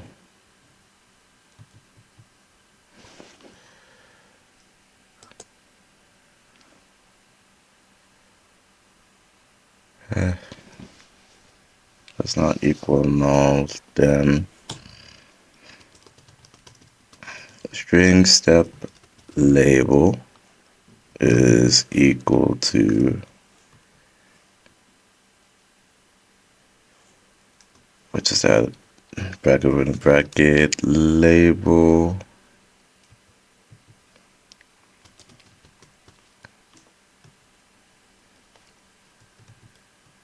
step grid dot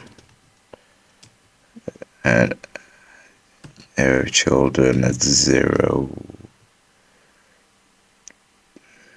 Yep. Dot content dot to string.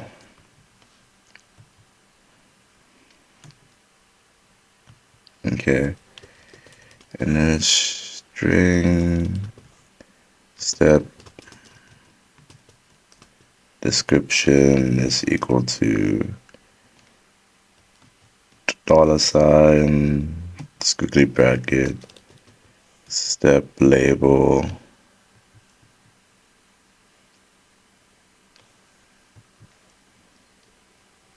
colon, now the squiggly bracket, step text box dot text. Close that off, and then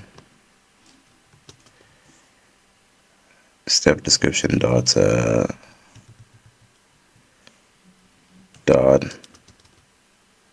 add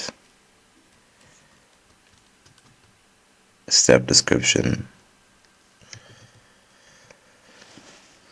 Okay, and then this just gets our, let's just add a semicolon, yeah.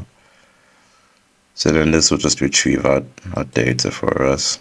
Okay, now that we're done with these two, now it's the two big ones, which is our save button and our reset button. And the reason why I wanted to do those two last is because we're going to be using JSON. Now, I do like using JSON for my projects, mostly because I just find it easier to have like it as a type of storage. But before we even get into that, you're going to need to install the package for that. So we're going to use, which one? Newtonsoft, yeah. So you go up here to project, go to manage NuGet packages and nuggets. Just wait for it to pop up.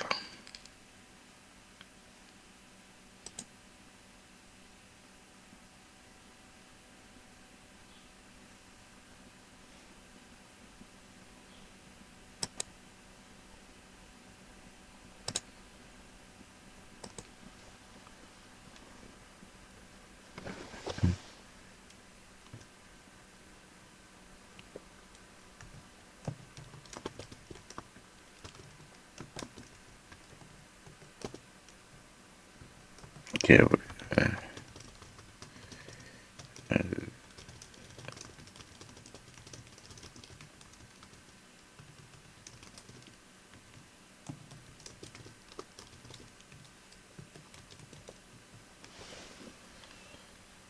Right, okay. You need to go to browse, type Newtonsoft,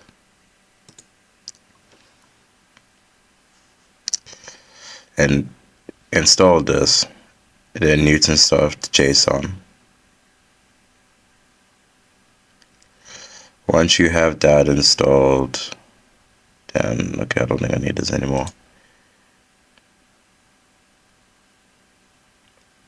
Once you have that installed, go up here and then just type using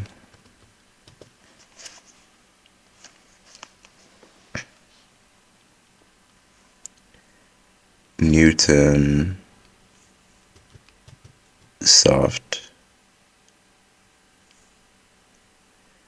dot I guess I don't have it installed in this project. Well, I guess I do need it. Okay. Manage.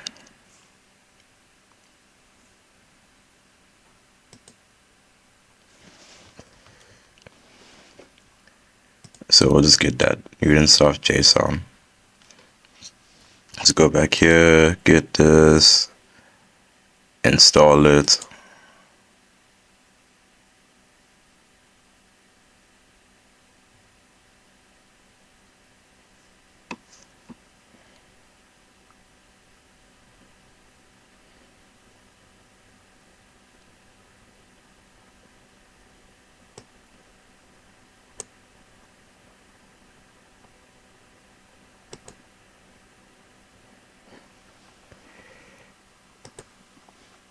Oh, it's taking a while.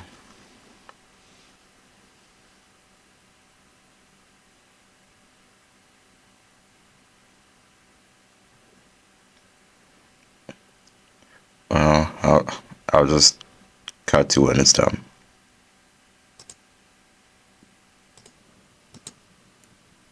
Okay, here it is. It seems to be done.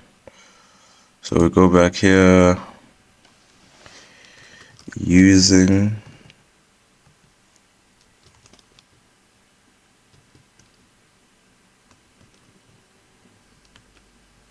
soft dot JSON, and then close that off. Okay. Now we're going to do our save button.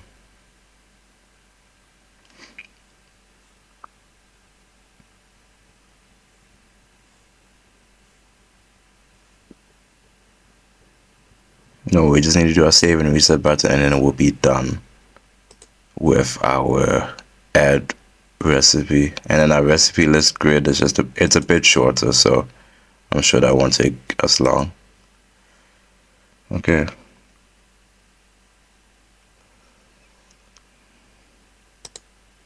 So now here, private void save button.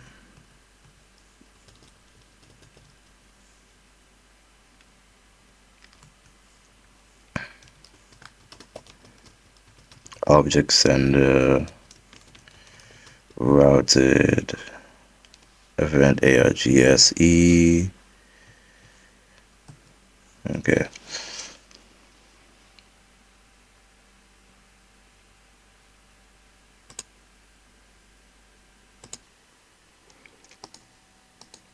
Okay, where were we? Save button. Okay. Now that we here, we're gonna retrieve the recipe name.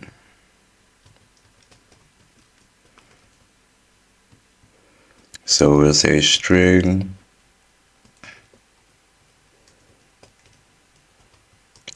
recipe name is equal to recipe name box dot text. Okay, now we're going to create an instance of the add recipe view model.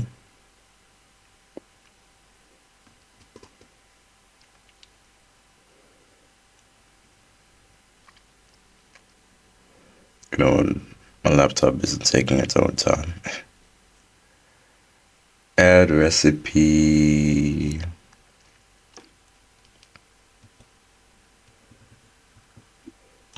VM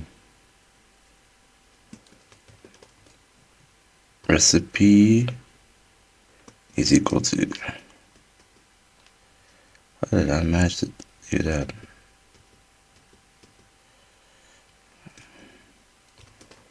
Recipe is equal to new add recipe VM squiggly brackets rec name is equal to recipe name.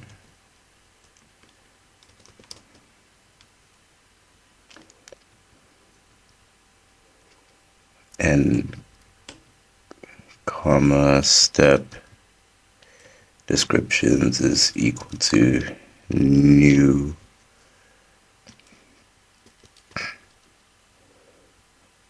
step description brackets semicolon. Okay. Now what we're gonna do is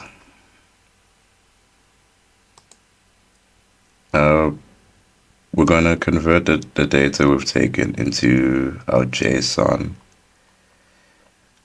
and then we're gonna save it. Oh, okay, looking back at this is not gonna take as long as I thought. I think I was just tired. You know, I think from your guys' point of view, I've only been gone for like maybe a millisecond, but I've actually taken like an hour and a half break. Okay, so I'm gonna say convert the object to JSON. Derulo. JSON is equal to JSON convert dot serialization, or sorry, serialized object. I mean, serialized object bracket a recipe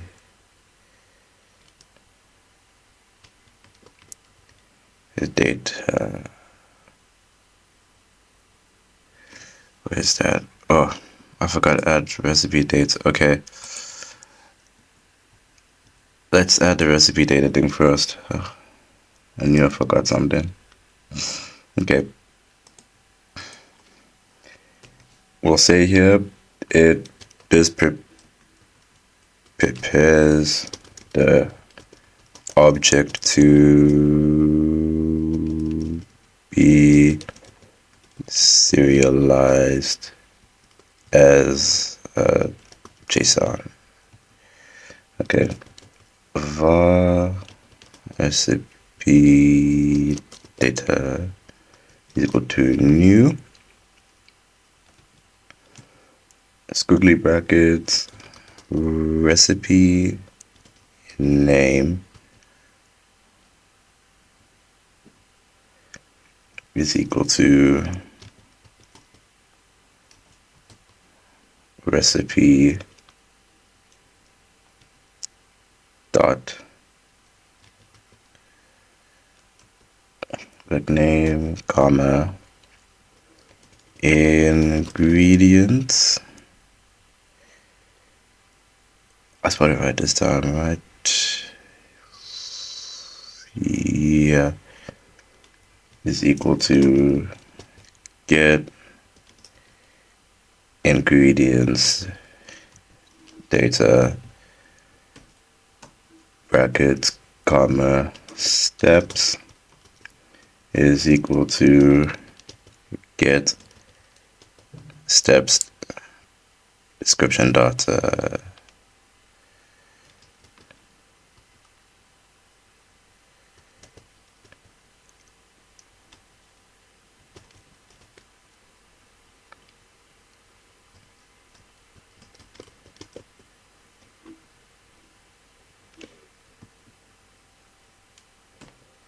and then we close that off. That's it. Oh, okay, because I didn't call it step, I just called it description dots. Okay. Step description dot description dot there you go, everything's hunky-dory now. So now back to here, recipe data, comma, Newton, soft.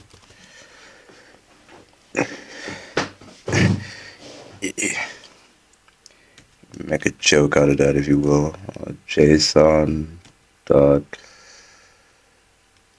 formatting dot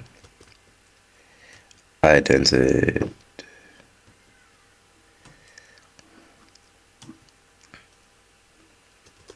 string initial directory is equal to, yeah, now we're going to use our system dot io dot pad. This is just going to be where we're going to save our stuff. The combine app domain dot current domain dot base directory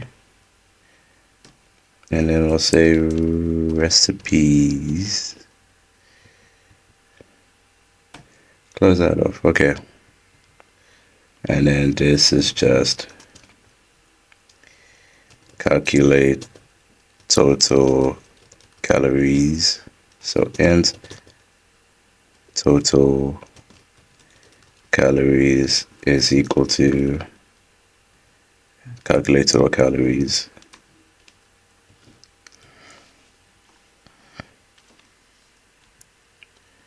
Okay, done with that.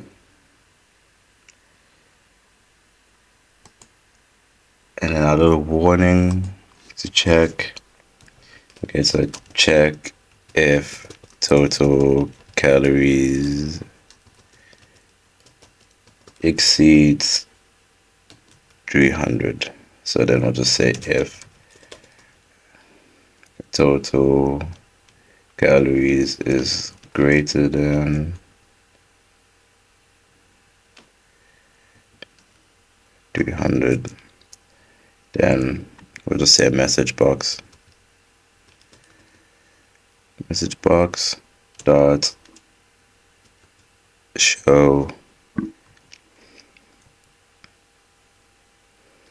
you say warning total calories exceed 300. Okay, comma, we'll call this one calorie warning. Okay, and then we'll just do the message box stuff, and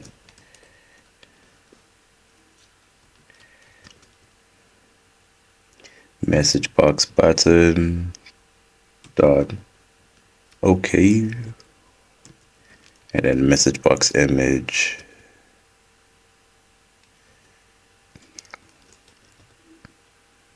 dot warning.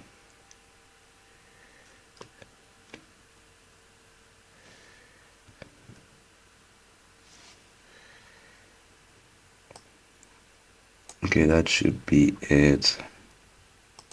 Now we just need to save the file somewhere.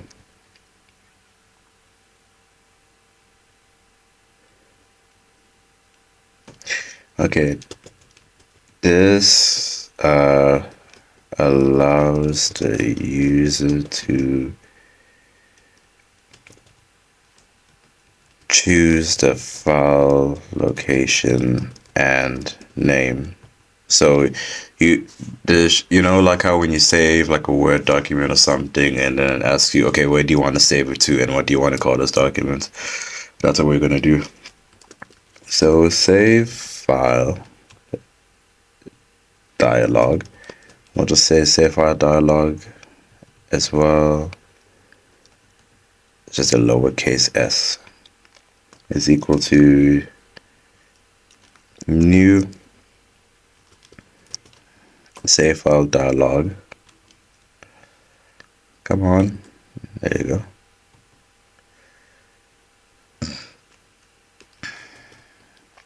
Then save file dialog dot filter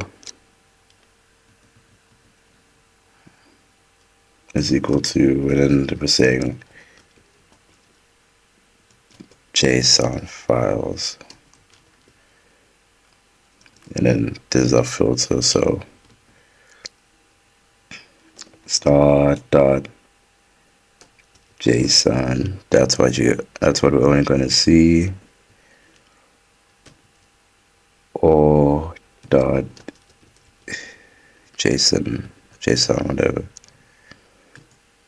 Close that off. And then save file dialog dot initial directory is equal to initial directory. Close that off. And then if save file dialog dot show dialog is equal to true.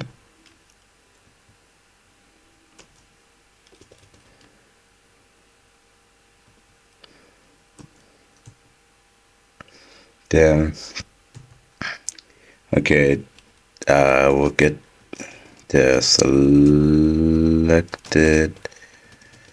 file path. I'm gonna just scroll down here. String file path is equal to save file dialog dot file name.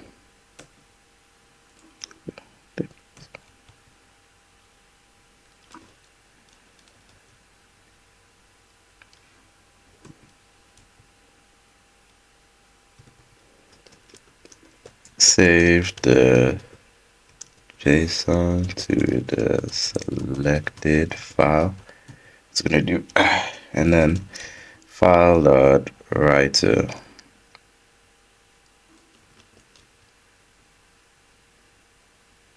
write all text. Write all text to our file path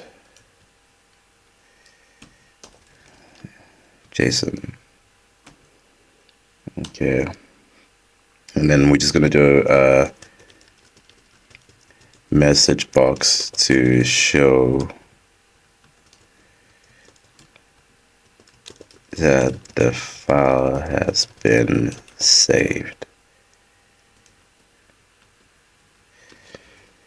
And then we are just gonna copy this above here, paste it here. We'll say this recipes saved successfully.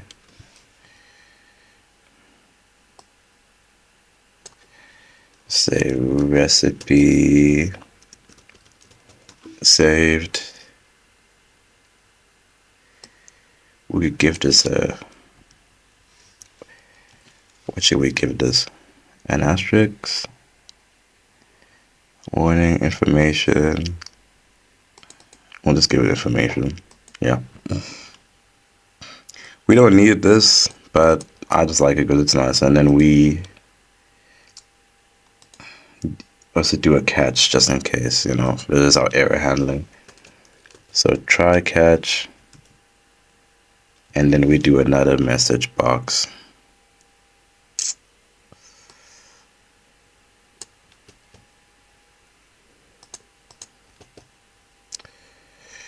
Message box to show that the file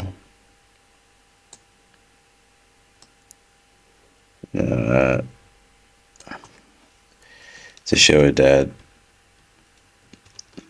there's an issue saving the file. Then over here we're gonna say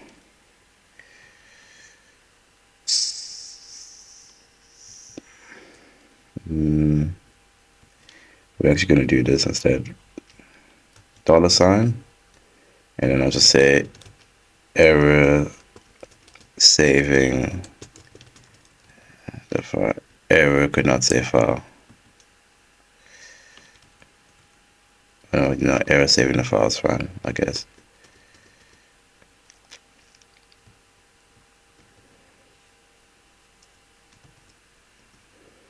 And then we'll just say what was the error.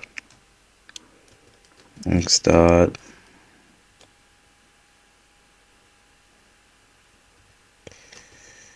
Right, I forgot something here. This catch over here, we're just gonna say it's an exception, and then we'll say X. Okay. So X dot, and then we'll say message. Okay.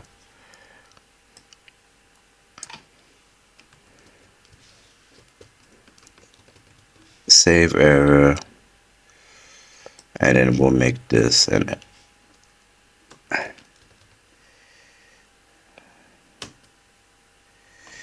an error. Okay. And yeah, okay, that's it for the saving part. That's all we needed to do. Look at all this code, guys. The way now we just got this to do, and then we're just gonna do the grid.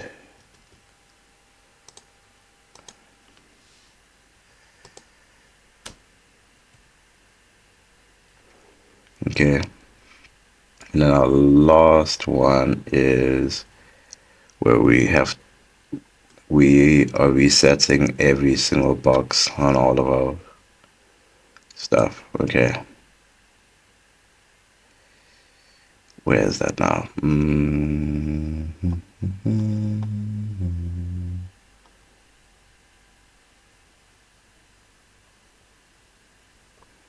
Here it is.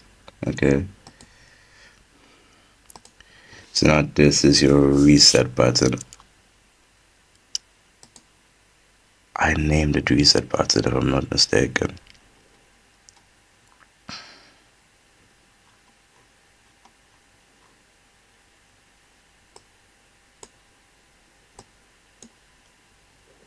Yep, I did.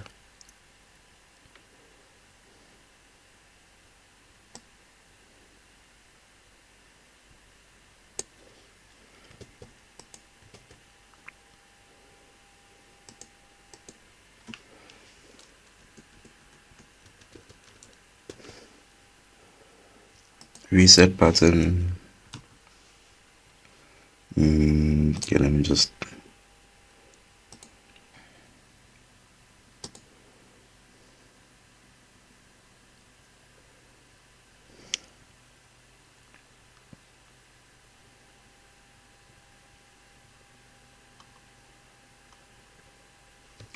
You know, now that I'm thinking about it, I'm pretty sure I could just copy a good chunk of this save button code and just doing the opposite.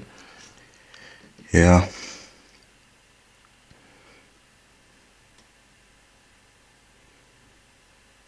Yeah, I could do that. Okay.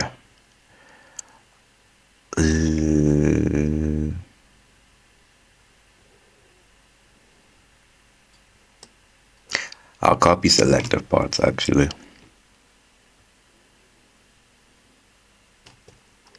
So we copy this part, put that down here.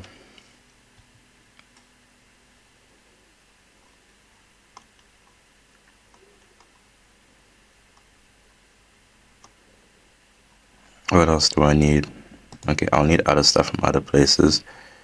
Let's look at.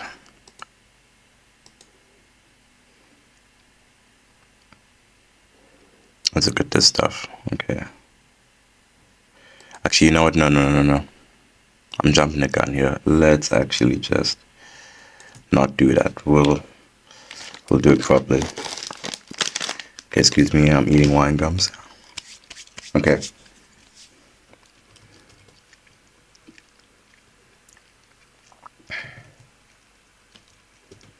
This resets the recipe name text box.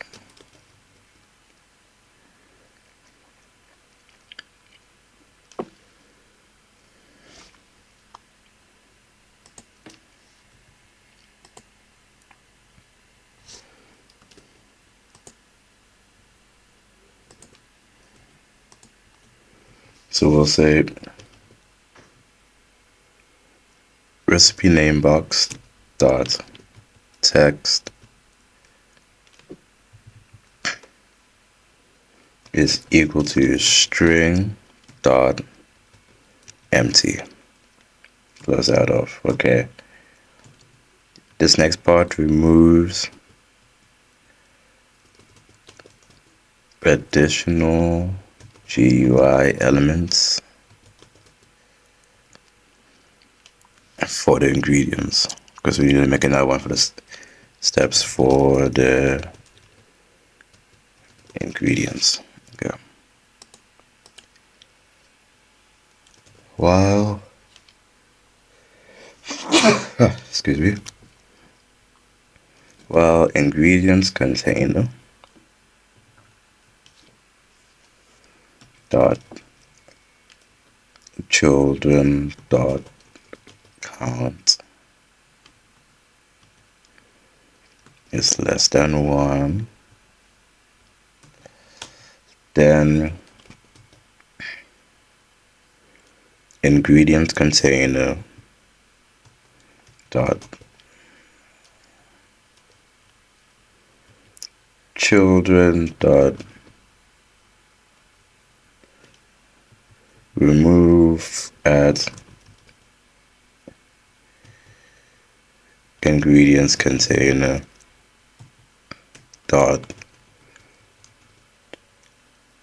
children dot count -1. And this is just going to reset everything for us. Okay.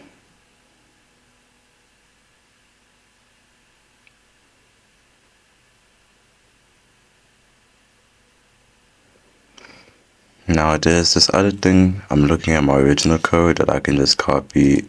I think we did it somewhere else though. This is for our ingredient board. I think it's for here. Yeah.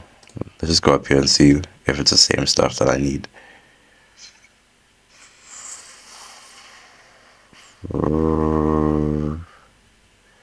Yeah, okay.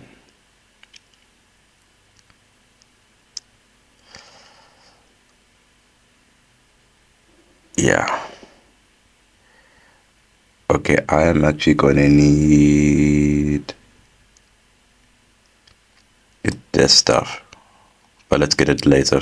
Let's just do this for now. I'll say, okay, resets the ingredients GUI elements. So what we're gonna do,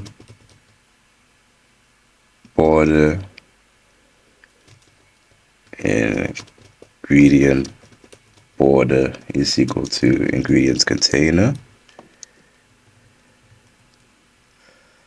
dot children square brackets with a 0 inside as border, close that off,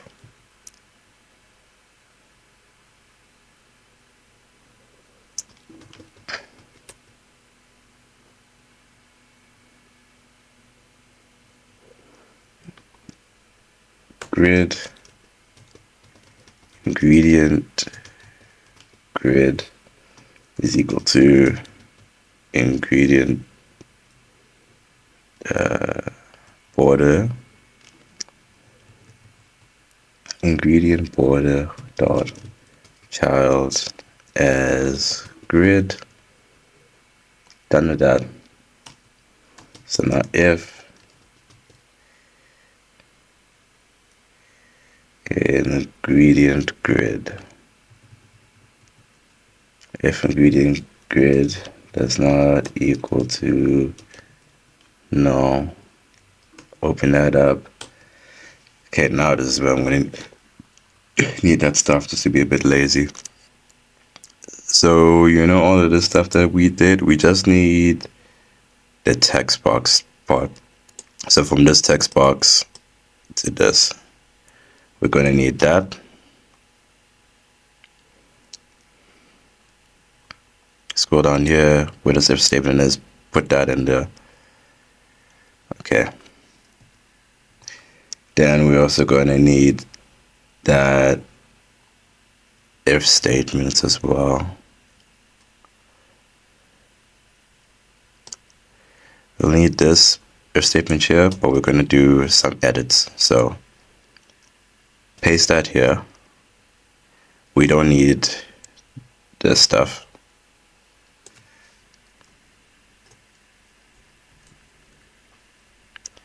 And then if amount box is that is null, and then also if food group combo box So and food group combo box does not equal no. Okay.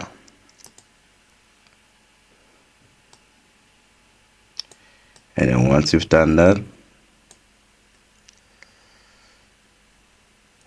all of these texts and stuff like that, we need to start saying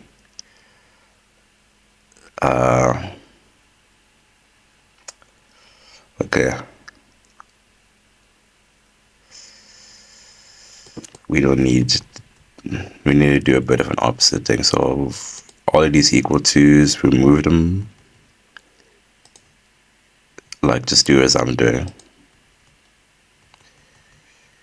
Okay.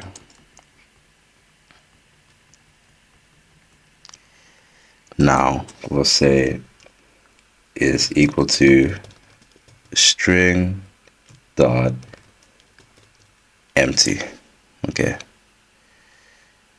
And then I'm just gonna copy that for all of the other ones that are using a text box.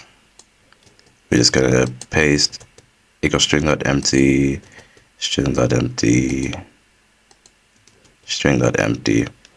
And for our combo box, we are gonna say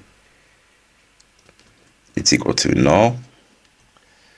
Remove this to string and also this question mark.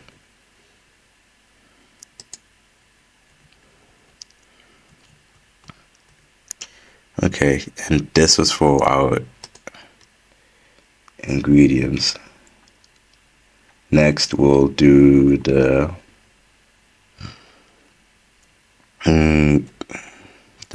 step. So this one resets the steps GI element, and then this one, copy this one, removes additional GI elements for steps. Okay, and then same as before, we'll copy this and then just do the relevant changes. So this one will be steps container.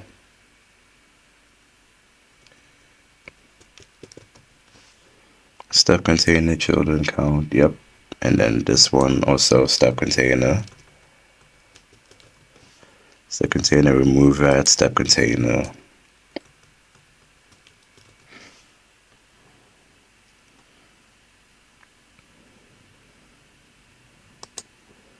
And then same as before, we copy these two stuff here, paste it here, step border.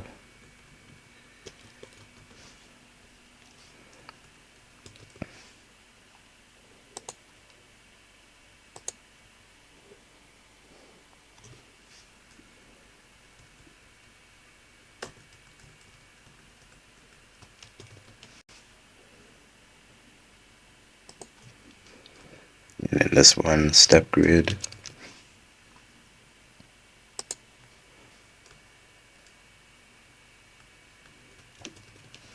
Step border as grid. And then if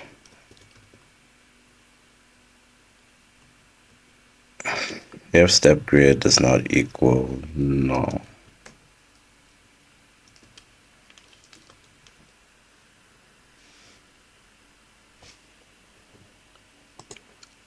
then we'll say text box step text box is equal to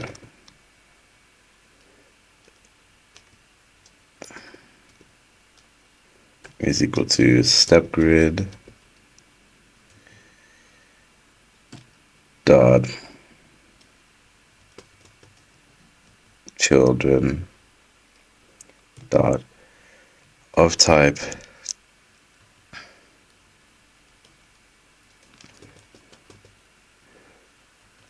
text box brackets dot first dot default brackets, and then TB is equal to or greater than TB dot name is equal to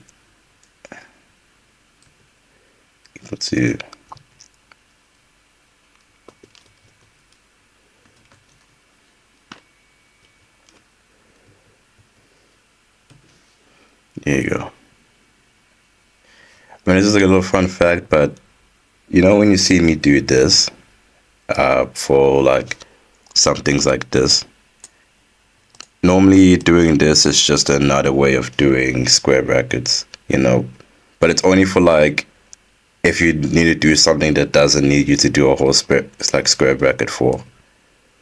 That's just a little fun fact there. Okay, we do if step text box is not equal to null, and then we say step text box dot text is equal to string dot empty. Close that off, and I think we're done with add recipe list. Now we need to test it for any problems before we move on. So I'm just gonna close this, yeah,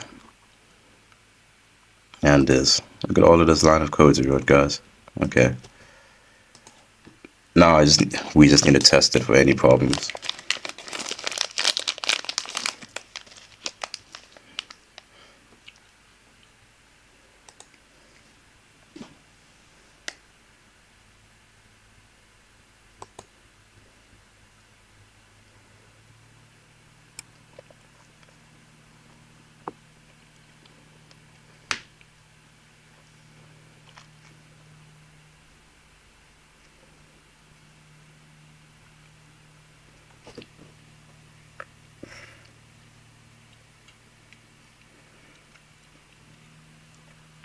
Well, while we're waiting, don't forget to stretch, get up, go for a walk for a bit, you know. I said, don't try do this all in one go, because you will get burnout and you will get put off. Like I said earlier, while I was recording this, even though from your point of view I've only been gone for like maybe a millisecond, I took an hour break, I went for a walk, and I came back. So it's good to take like good breaks in that, because you don't want to get mental fatigue from all of this. So yeah. Well, I'll just wait for this thing to load. Back in a sec. Okay, for some reason, just need to double check. Yeah, okay. For some reason, the app's showing here, but it doesn't matter. Okay, this is gonna annoy me so much. But here's our buttons and stuff. So let's just test it out. Okay, here's our stuff for our drop down. Now let's just test this button. Okay, that looks good, and you can see our label gets incremented. So now if I try and remove one, it deletes, and if I do that again, yeah, okay, seems to work. Yeah, and we can do more than that. Okay, so let's say apple pie. Ooh, that's not how you spell pie. Ingredient apple, 1 apple, fruit, gram, I don't know how many calories an apple has. Step 1, get apple. Step 2, don't worry about that. Somehow turn it into pie. Okay, I'm gonna save that. See if the save feature works.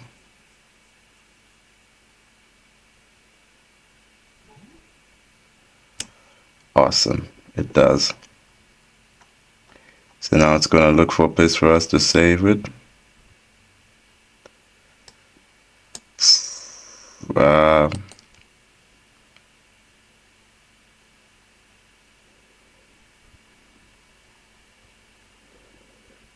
Insert a new folder.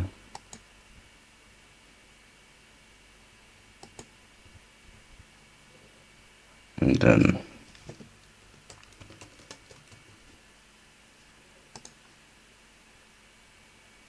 although if I'm not mistaken, I think the original app saved it within the app itself.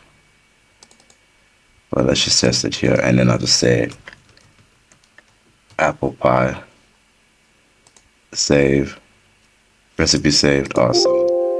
Let's reset it. And yeah, okay, so that works. Okay, that's pretty good. That's awesome.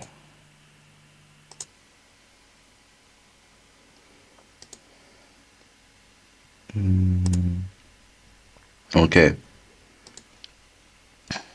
So now we're done with add recipe, so we don't have to keep this pinned anymore. So now the next thing we need to do is our recipe list. And this is where we're gonna populate our grid with the stuff that we have from our inconsistent line ending. I'll say yes, whatever. Yeah, so now we're just gonna focus on our recipe grid. So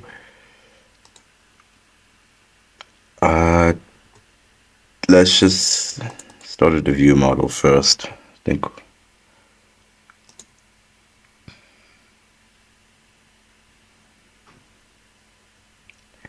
right in here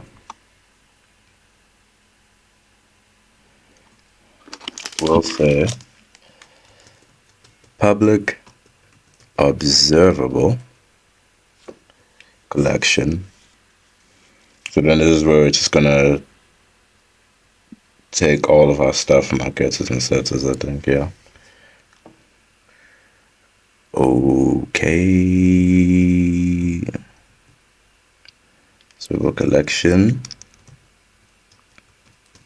add recipe VM.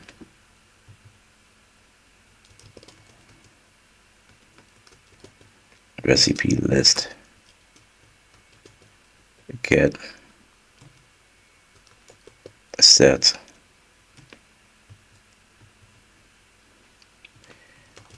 Public I command. And then show window command. Get a set. Okay.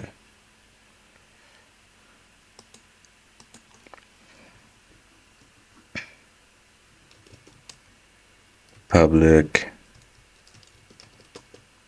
recipe list VM brackets. You do that, and then we'll just say show window command is equal to new relay command.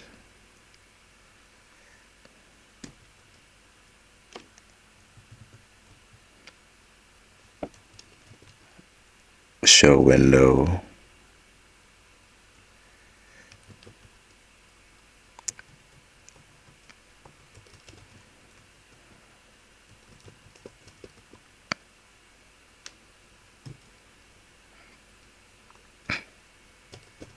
can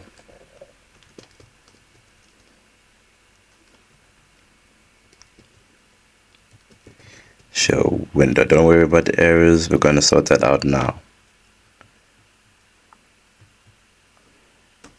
Can show window. Okay, also now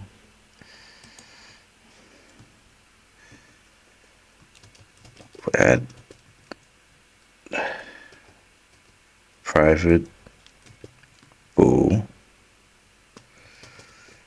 can show window of an object arg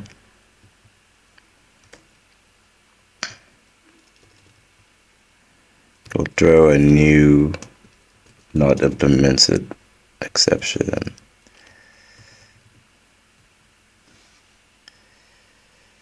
And then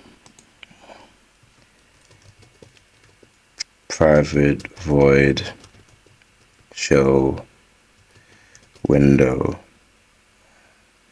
object arg. I'm just making an obj instead. Okay, what we're doing here with I don't know if you remember when I did the app where I clicked on the recipe box thing and then it showed me the another message box showing like all of the stuff they did and the ingredients and stuff like that. That's basically what I'm doing. Right. Okay, we did add brackets here. Okay, even I just realized what I just said didn't make a lick of sense. When I clicked on the grid and then another window popped up when I selected that specific ingredient. That's what we're doing now. Yeah.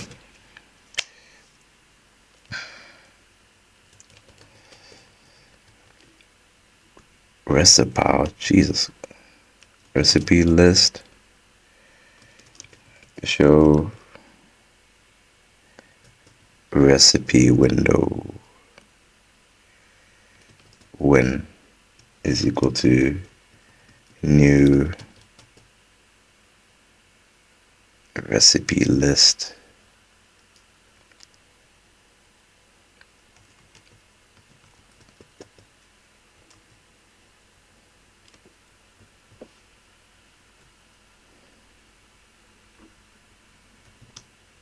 Okay, this needs to be in caps. This also needs to be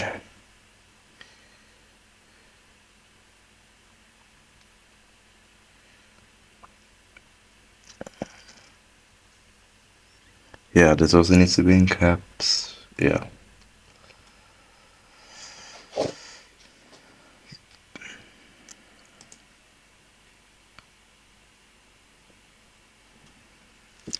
I don't know if we already added that recipe listing though.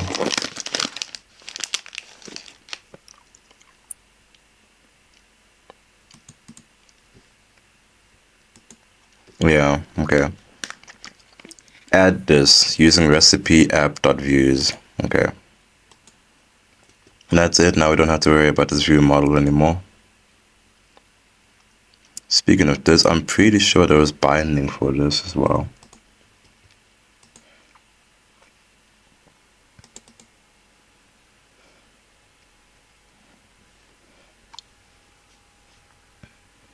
Let me just double check.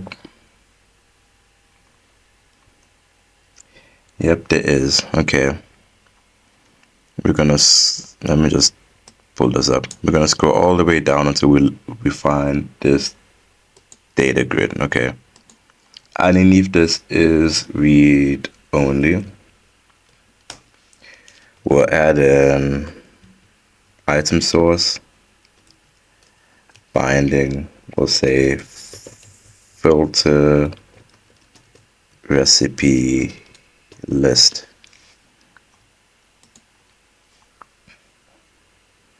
And then we'll also say mouse double click. Mouse.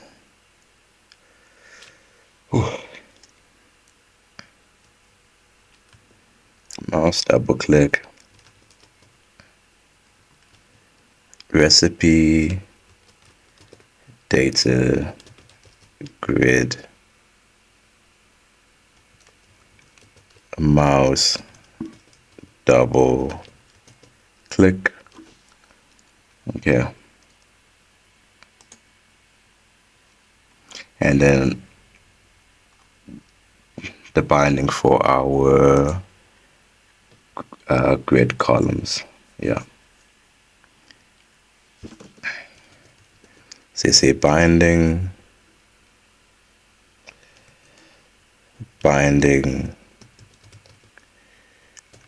recipe name. And then we're just going to copy and paste this and then just make the necessary adjustments.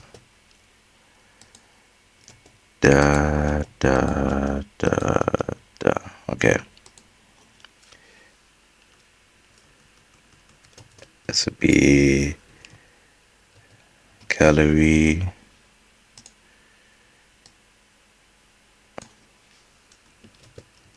food, group,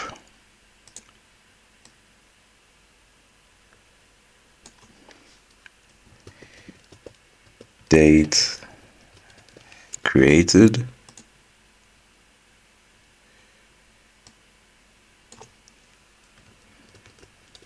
and date modified.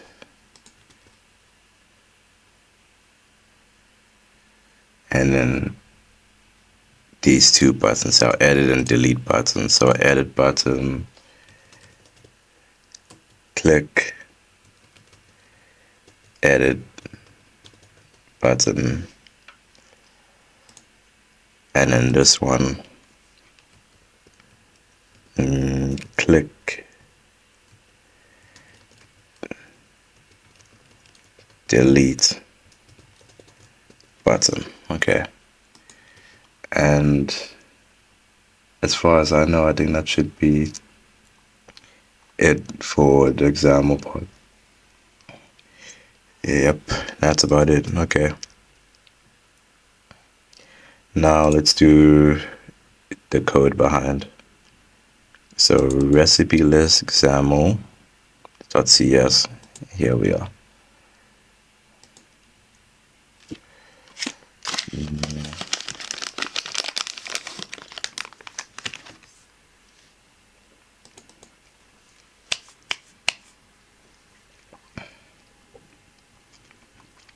All right. We've got another long one.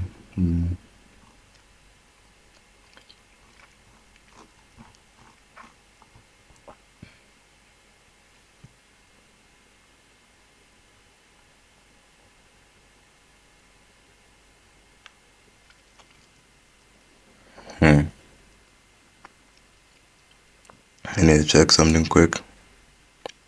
Why does this look different?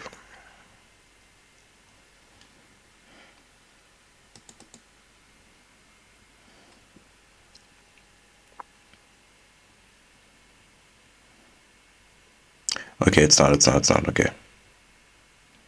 Let's just pin this, and pin this. We don't need this other stuff anymore because it works. Okay.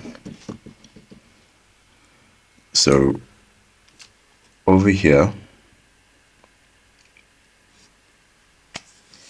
we're gonna add two collections. So public observable collection.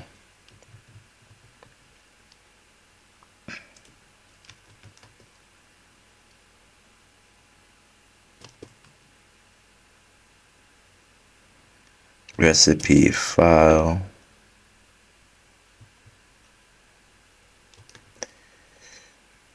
Recipe list.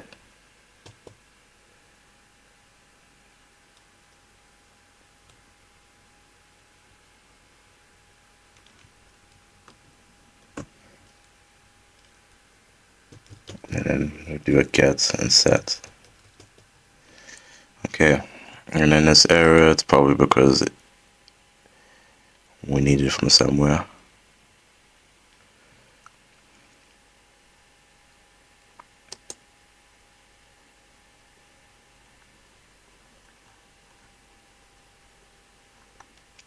But that's the recipe file. That's what we're trying to get. Oh, okay. No, we need to add this. Okay, no. We'll do both observable collections, and then I'll just do the getters and setters, and then we'll do everything else. Okay.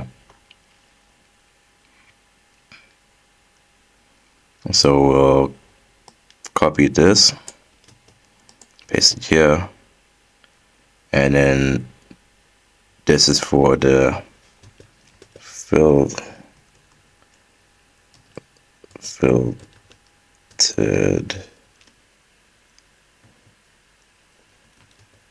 recipe list. Okay. And up here we'll say, okay, not before this, after this. That's good practice. We'll say recipe list is equal to a new, and then we'll just copy this bit here.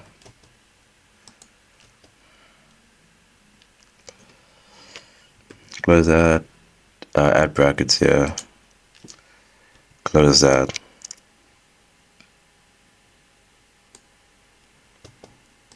Copy this, paste it here. I'm just gonna copy this part, put that over here, and then same as before, data context is equal to this, and then we'll also say loaded plus equal to recipe list loaded.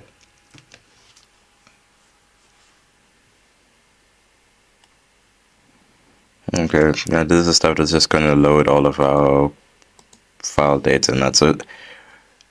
This grid that we're doing now, it's gonna read off the JSON file that we saved.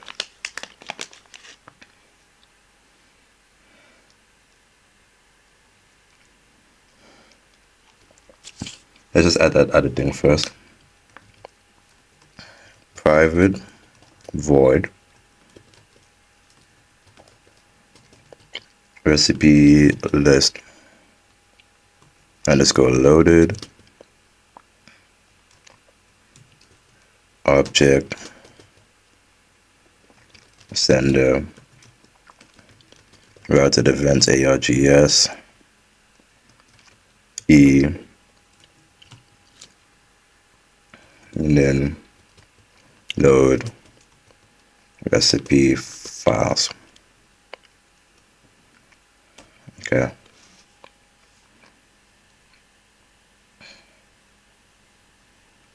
We'll do load recipe files later. For now, let's just do all the getters and setters that we'll need. Okay.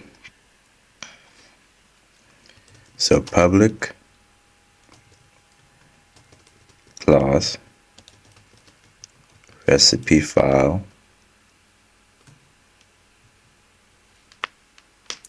we'll say public string recipe name get set public string file path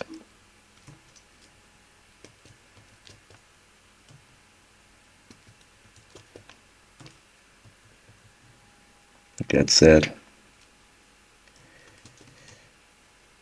public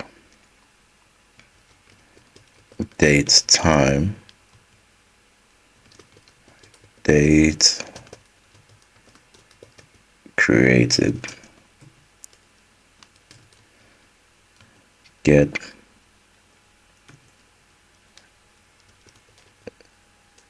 set.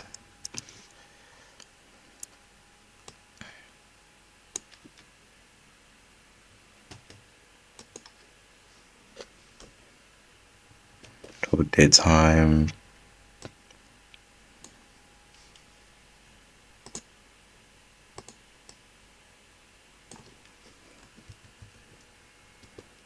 Date modified.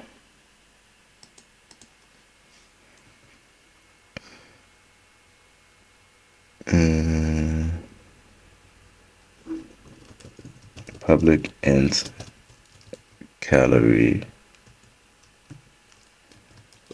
get set. And it's something. Okay. Let's just fix that pesky little error here. There you go.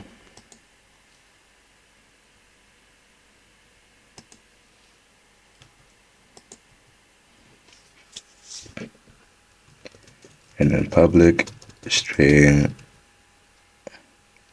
food group get set. Okay, that's a recipe file. Next, we need to do the one for recipe.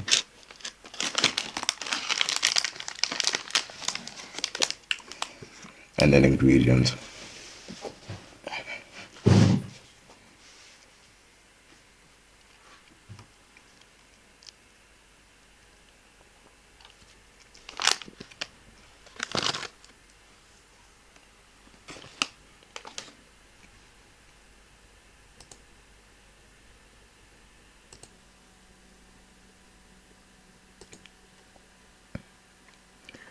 All right.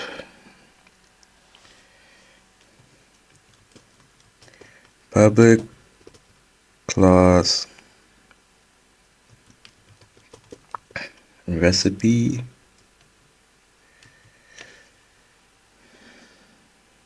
And then we'll just do public string name. I don't know why I have this odd feeling that this thing's kind of won't matter in the future, but who knows. Excuse me. Oh God, I'm sorry for recording that. I'm really sorry.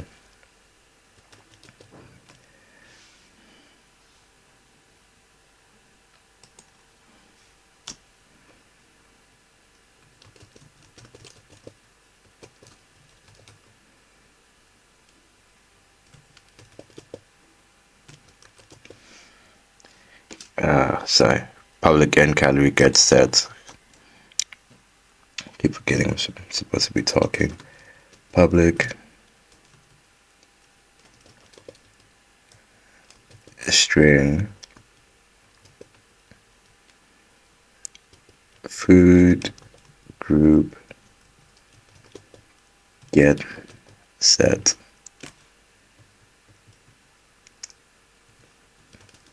Public list, and then our ingredients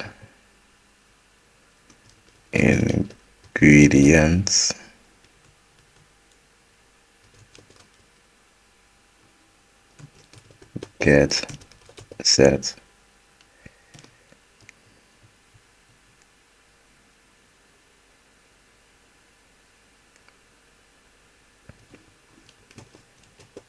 Public list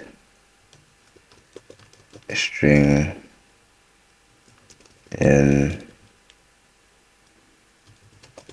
instruction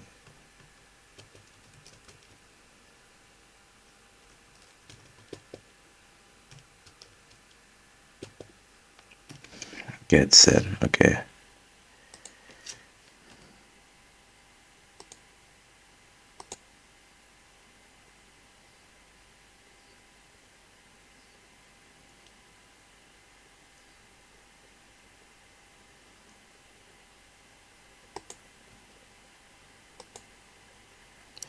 Oh no, this has an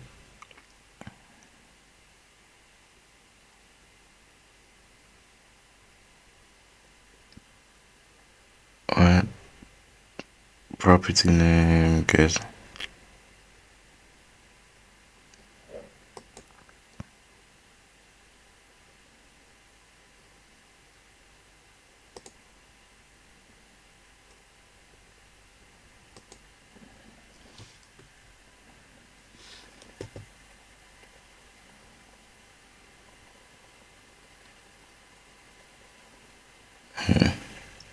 That's odd. This should be right though.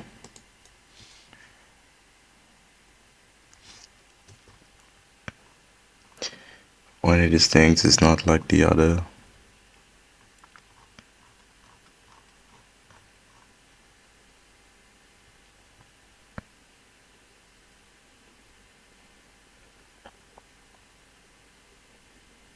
Right.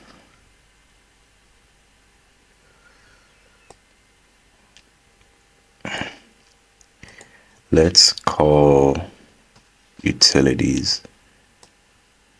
Gonna copy this.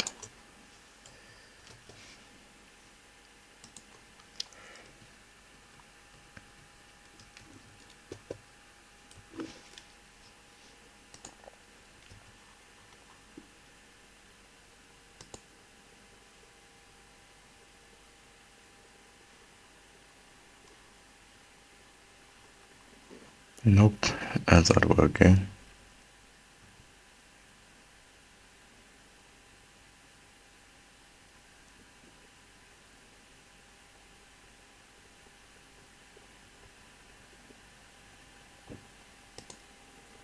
Okay, whatever. Yeah.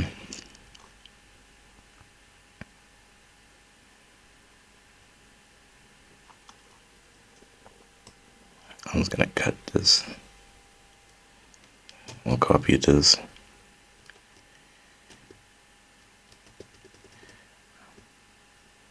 I just want to see where this error is coming from.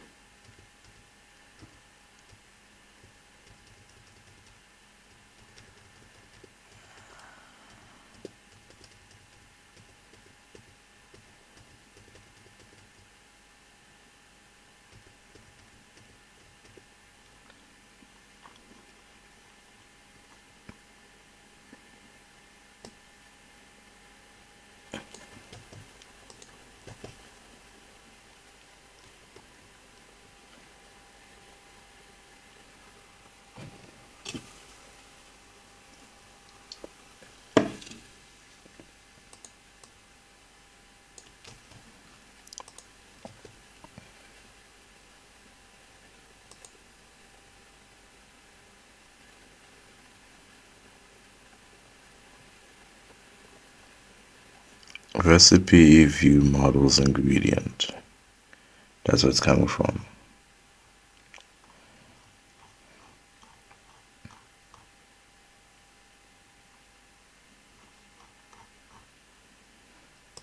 Okay, well, we're not calling view model though.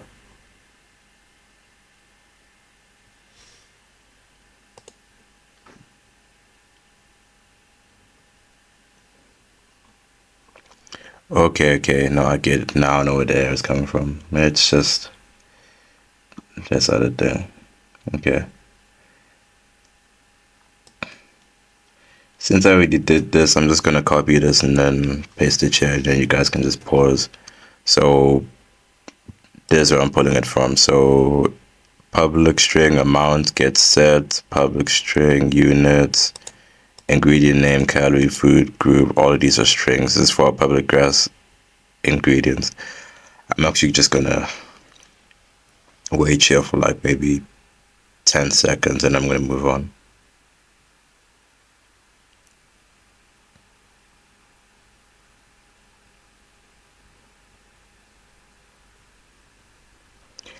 Okay. Or you guys could just pause and read this part.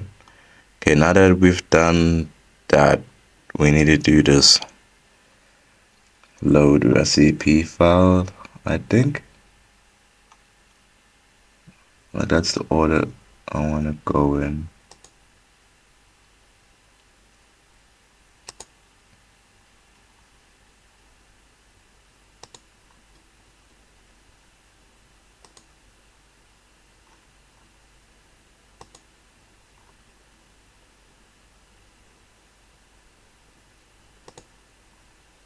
Yeah, that's what I want to go on. Okay.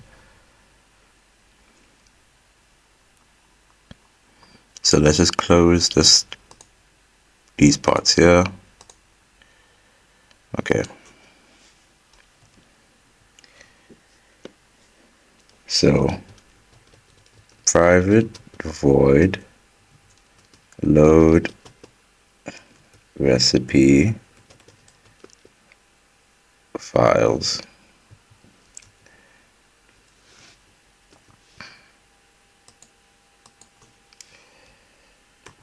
Brackets, square brackets.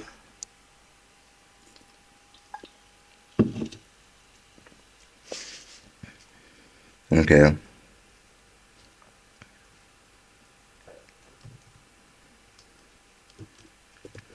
This is where our recipe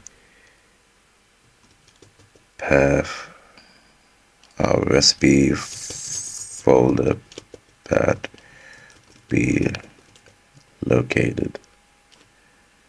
Okay. So string folder path is equal to path dot combine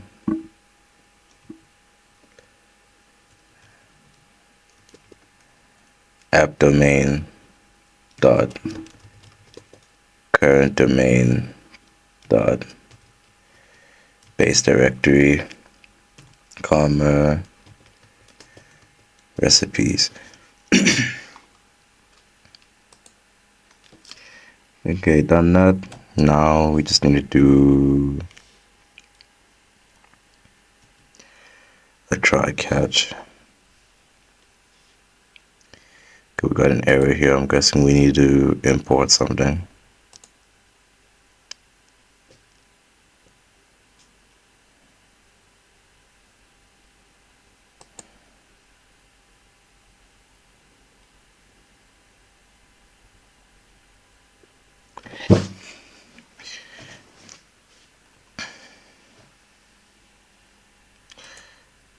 Path does not contain it. If we combine, it should. I don't think, yeah. I need that system.io. Using system.io.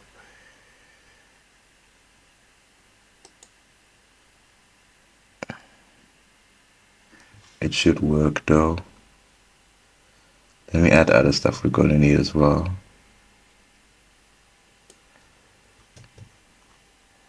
I'm going to need a JSON as well. I mean, it looks like everything we more or less need.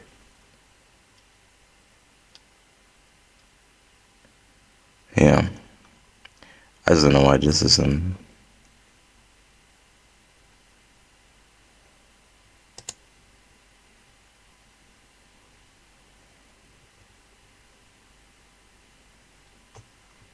shapes part. I don't need don't need a shapes part. There you go, that fixed it. Okay. Now we just need to try catch.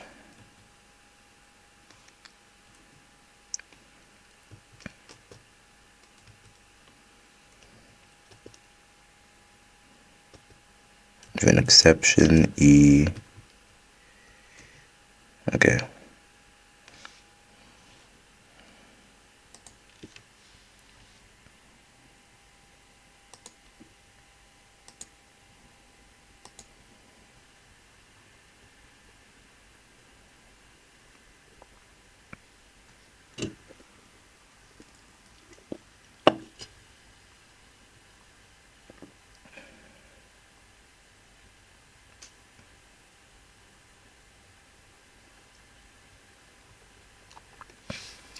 Okay, so we'll say here this will retrieve all the JSON files in the folder. String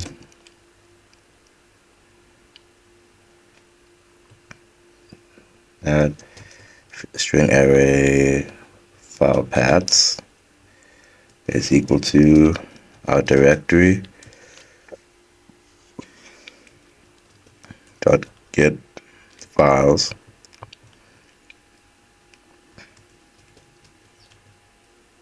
folder path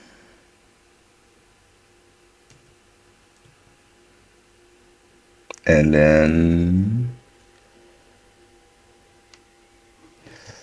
star.json. Okay.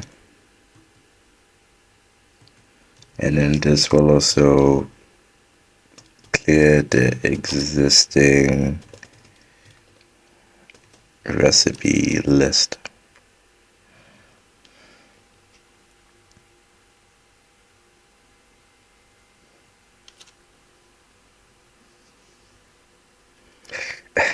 Okay. Recipe list dot clear. Close that off. Okay. Now that we've done that, we're going to do a for each loop. So for each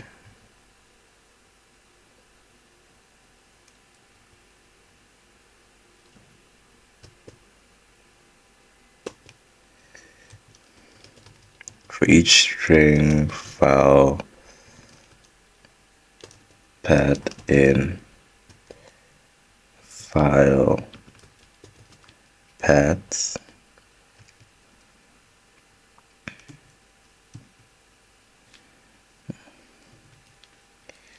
okay, this will read the contents of the file.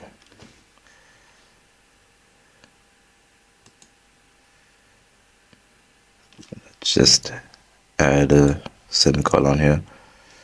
Okay. String file contents is equal to file dot read all text.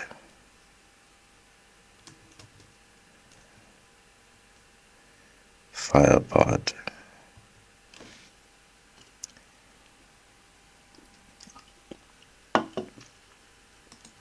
Okay, cool. And recipe is equal to JSON convert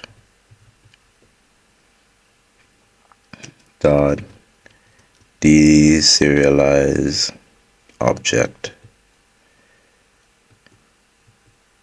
with the two chevrons. Okay, recipe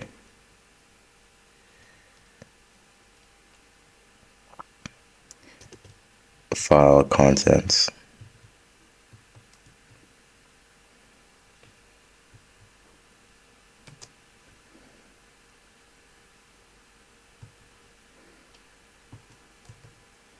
And then this creates a new recipe file object and adds it to the collection taking values from pod. Okay. So recipe file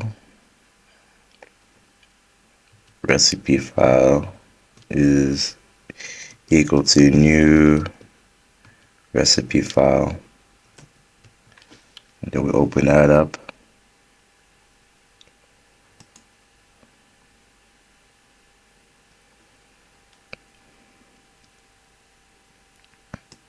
And in here we're gonna say recipe name is equal to pod dot get file name without extension,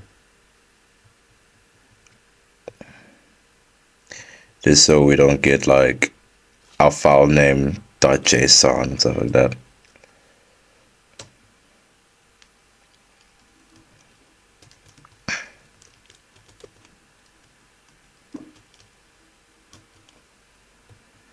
File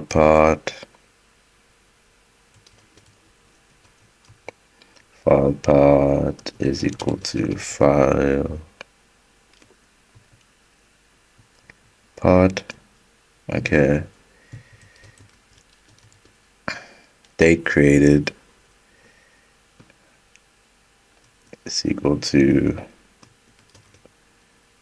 file dot get creation time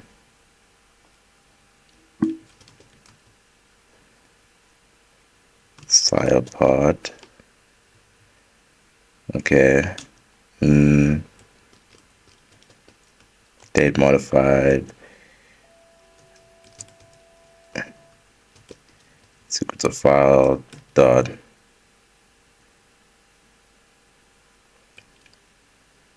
get lost write time.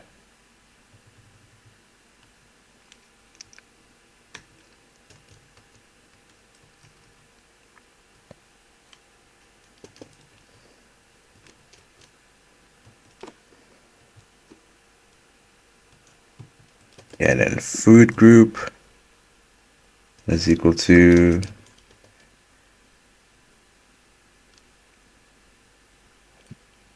get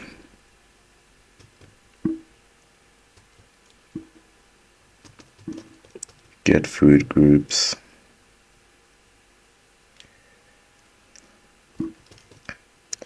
file path. Don't worry about this for now. I know you're gonna get an error for it, but we'll sort it out. And then we close that off, and it will say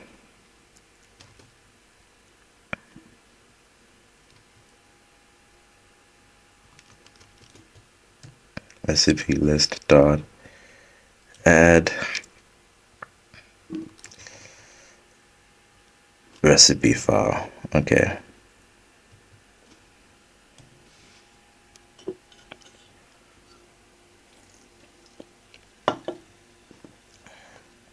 Yeah, don't worry about this error just yet. We'll sort it out anyway.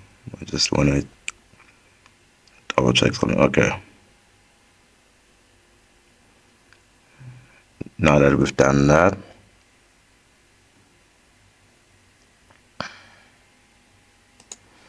underneath this, for each loop now, this will sort our recipes in alphabetical order. So recipe list is equal to new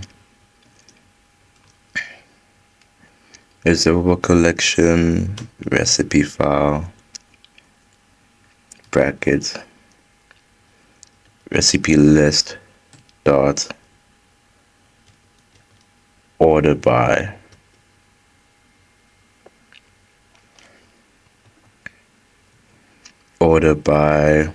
bracket and then off, or you'll just say rep is equal to greater than rep dot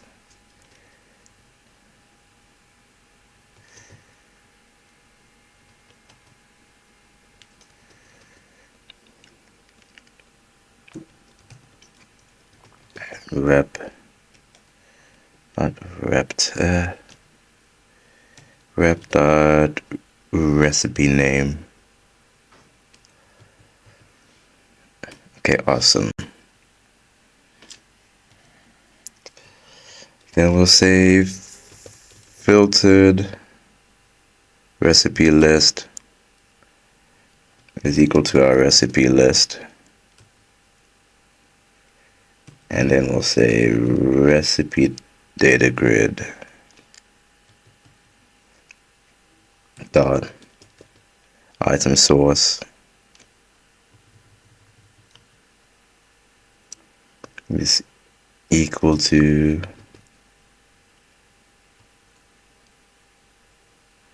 filtered recipe list. This line here, this specific line here, this is just so if we delete or add it, then it's just going to update the data grid, so then we don't have to keep changing pages to do that. Okay, and now I'll catch.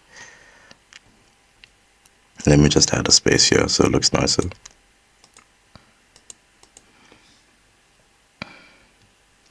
And then our error message.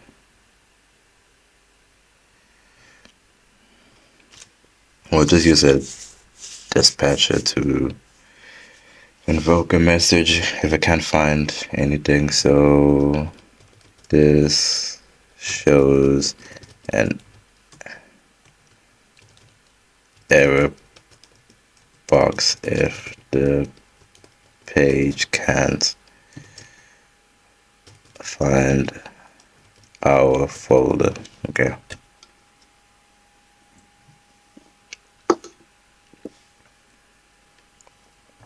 Right. Dispatcher invoke that, and then we do another bracket inside here, and then in this bracket we do equal to, and then greater than, square brackets, I'm sorry, not square brackets, squiggly brackets. Then I'm just gonna copy that message box I already did. Hopefully it shows up. Fun fact, if you're on Windows, you can just press Windows key and V, and it will show you your list of like copy and pasted stuff. Well, on your clipboard. I'm just looking for something. Okay, here it is. Yeah.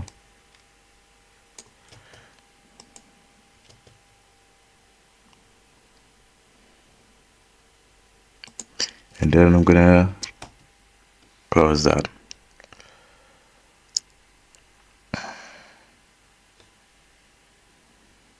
I'll just put an X here. There you go. That's our try catch. Okay. Now this food groups thing, we're gonna add it. Okay, you see this load recipe files here? We're gonna just add that food groups thing underneath it. So we'll say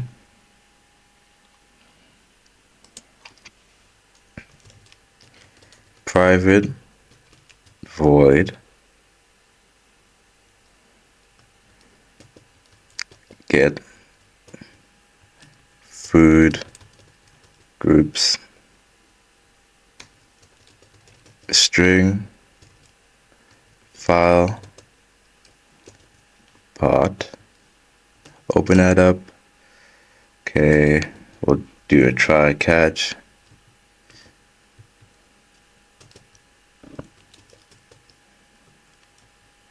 Catch exception X.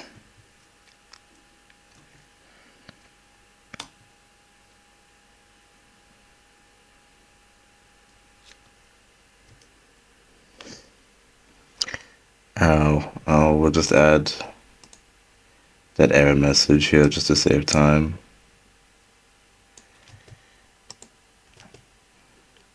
So we'll say message box that show an error occurred while retrieving food groups. Same stuff as that, but the difference is we're also going to return a string empty. Okay, and then here, just going to press enter for space.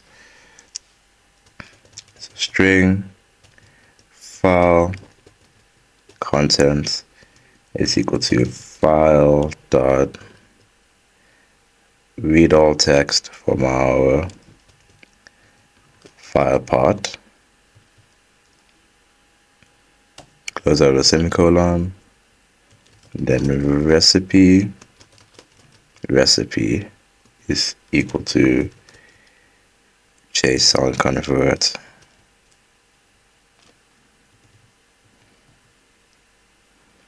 dot deserialize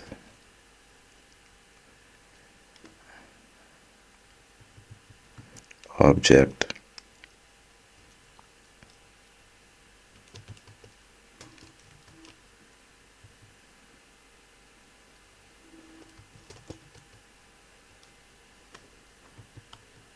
file contents, close that off, and then underneath that we'll just say return string dot join bracket quotations, comma in the quotation, a little space after this, another comma, recipe in lowercase,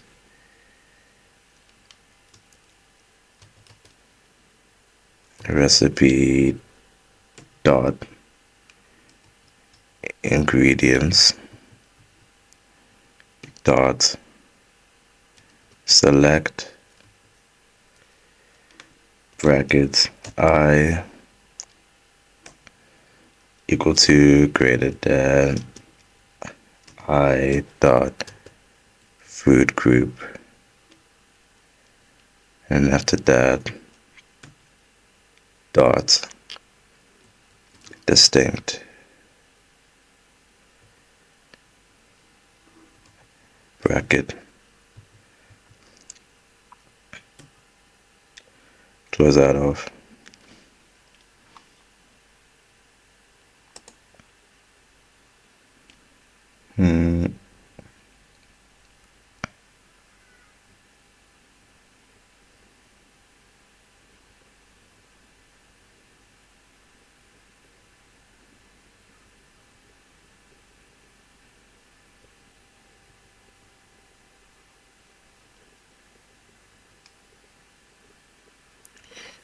Whoops, this is not a void, this is a string up here. Yeah, okay, there you go. And now that should have fixed our food group. Yeah, okay. Okay, done that. Next up, excuse me. Let's just do the calories.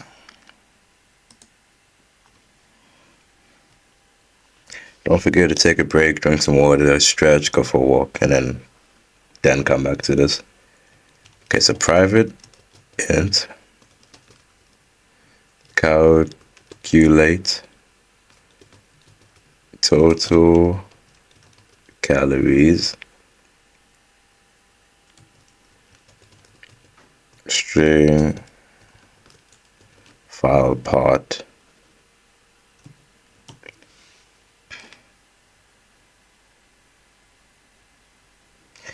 okay, another try catch.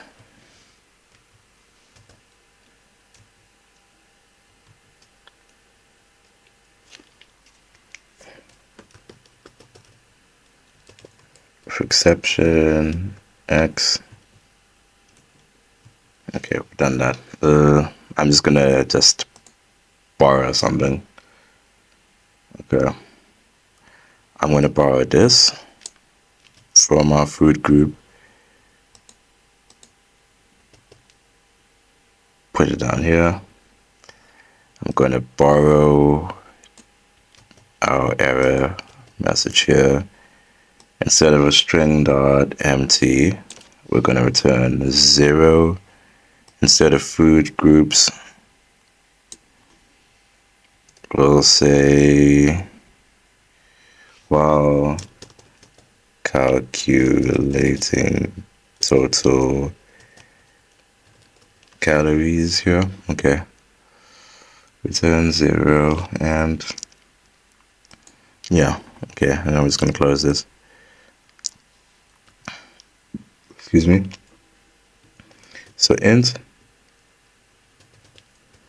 total calories is equal to 0. Done that. Okay. And then for each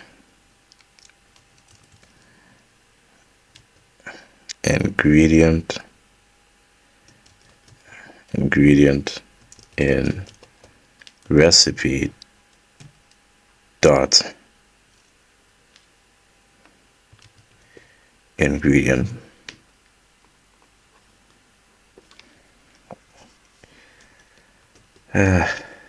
8 gigs of RAM, guys. 8 gigs of RAM.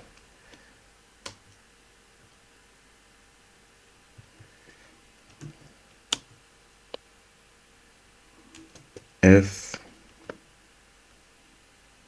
int dot try pause ingredient dot calorie comma out int calorie. Then we open this up.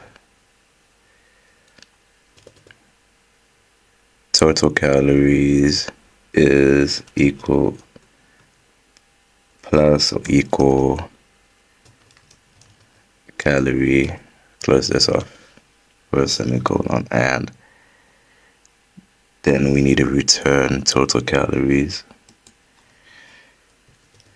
So return total calories.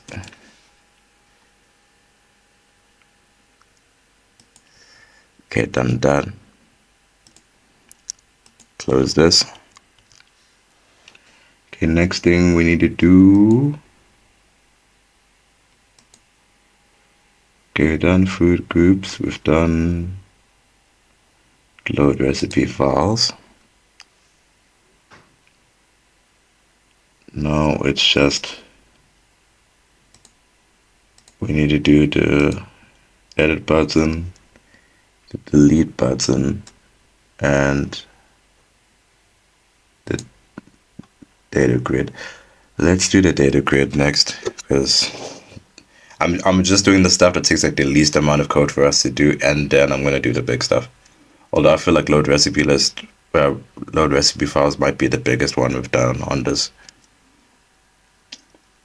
But we're like 60% done, and then we'll be done with the whole project. So let's do this. Private void recipe data grid mouse double click. Did I even call it that? No, I probably didn't. Let me go back.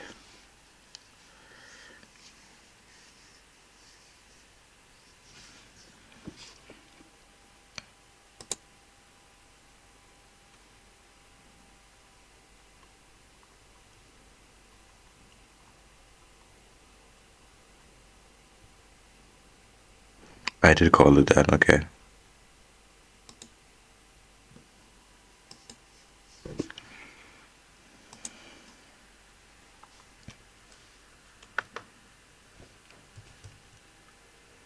Mouse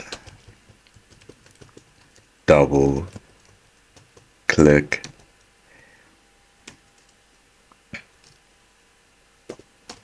object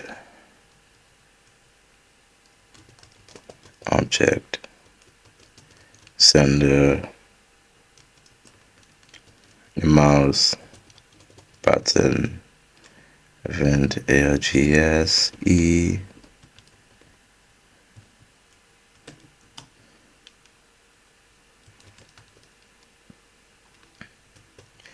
recipe file,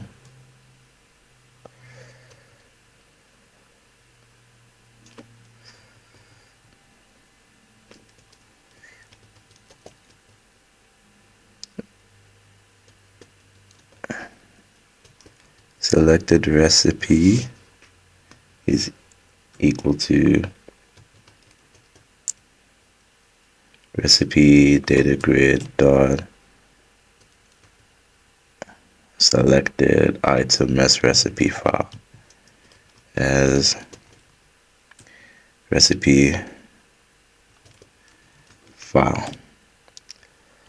All right, so if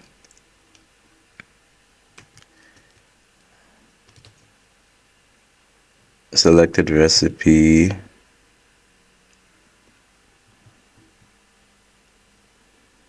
does not equal to null,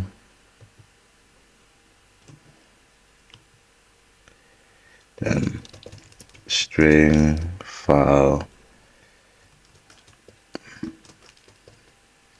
pod is equal to selected recipe dot file pod.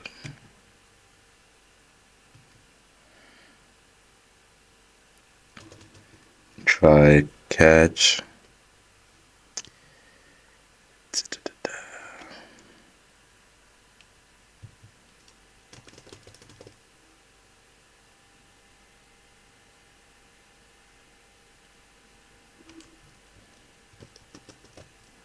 With an exception, X, press enter.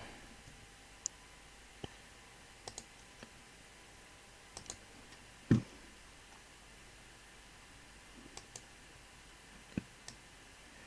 gonna copy and paste this error message. Look, basically once you got one error message, they're basically all the same anyway, so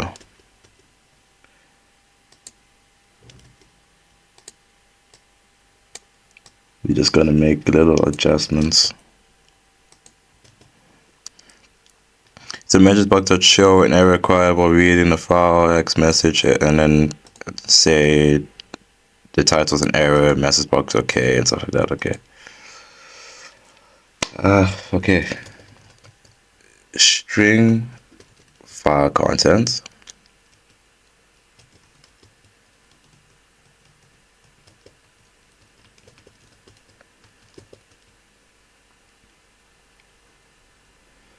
is equal to file, excuse me, dot read all text file pod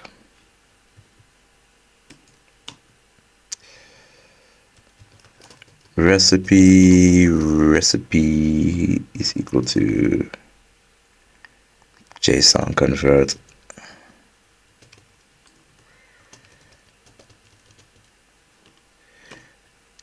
dot deserialize object, and then it's a inside an object it's a recipe.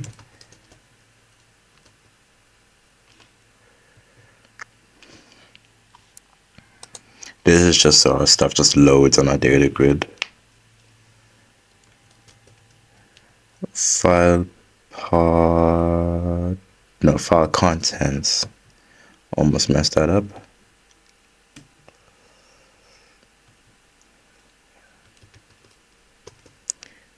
Recipe details window, details window. This is just so when we double click on our window, on like one of the text boxes, it's gonna show us the ingredients of the recipe. But like I said, I never really got that to work. But hey, at least it sort of gets the job done. Okay.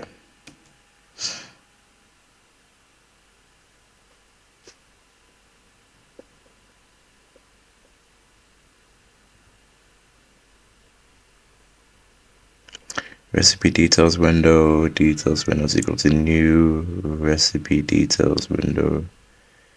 Okay, I don't know what is a details window dot.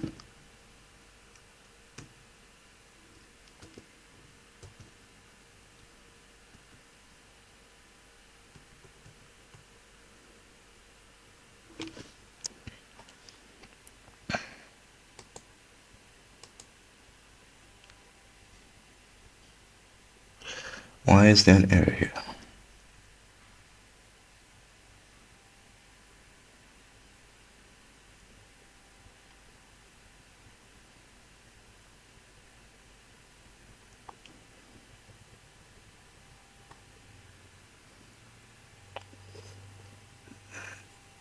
Did we make a recipe details window?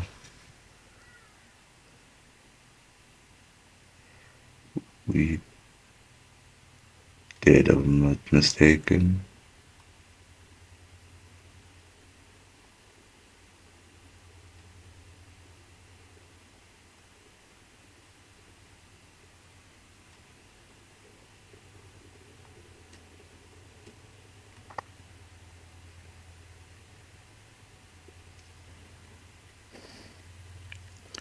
We did, and I think it's in the view model, that's why.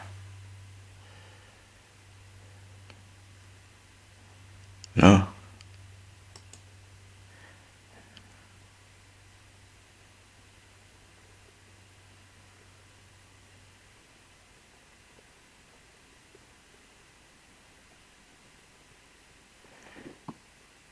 Dot views interaction logic for example. Oh, right.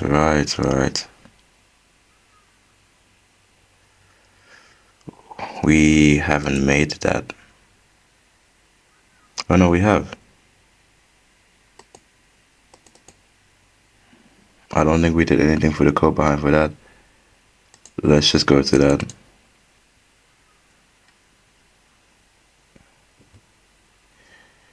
Okay.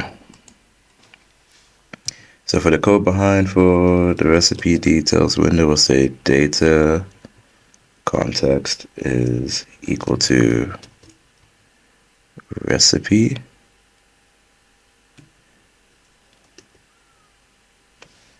And then for that, we're going to need to call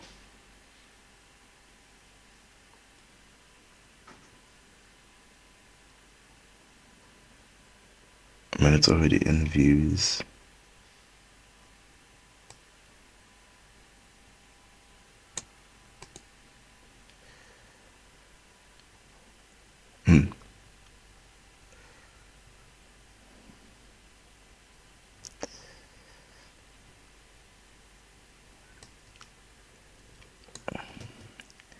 Okay, underneath here, we'll just add a close button. Yeah.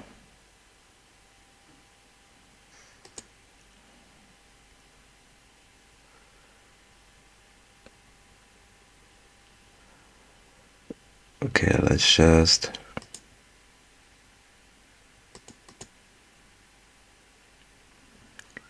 do the recipe details window first. No.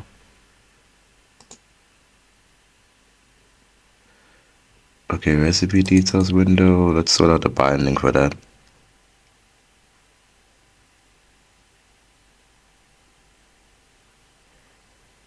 Okay, add binding here.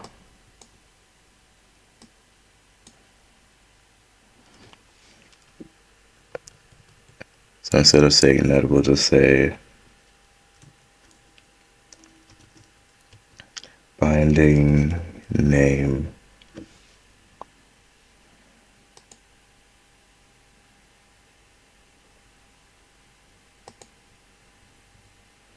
Okay. And then our items control.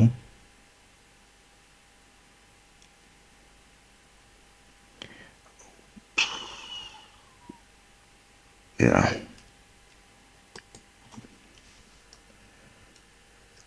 Item source.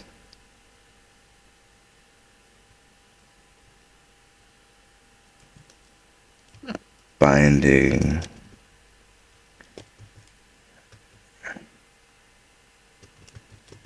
ingredients.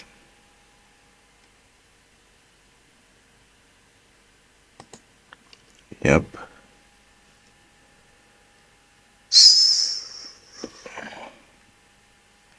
Get our text. Binding amount.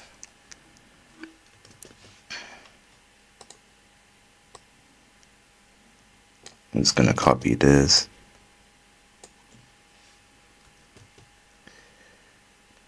This is just so when we say, okay, this is our ingredients, and then it's got this amount of units of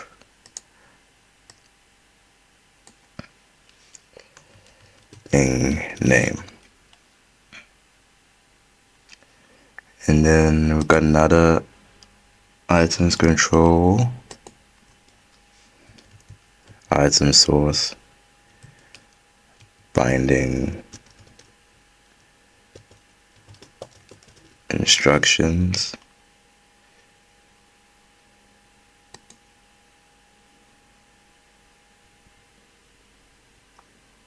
and then we got a button here,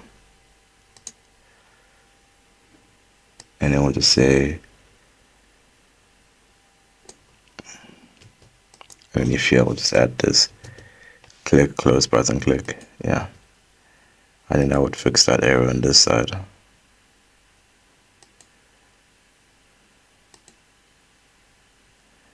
The name close does not exist, but that's weird because that should work. I mean, this is literally how we close buttons. I'll just check any potential fixes.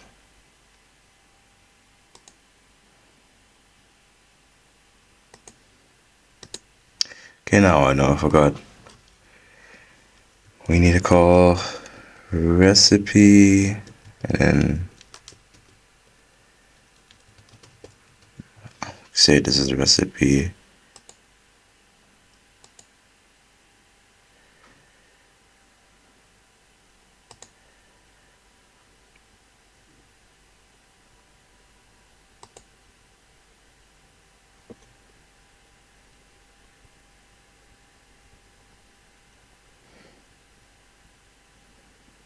I don't think I need to do this. Yeah, okay.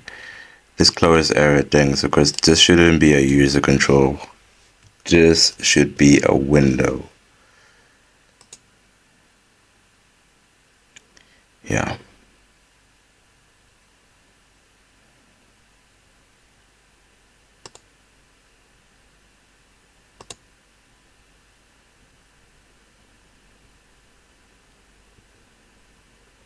I don't think I need that. It should be a window and a recipe details window. Change that from a user control to a window.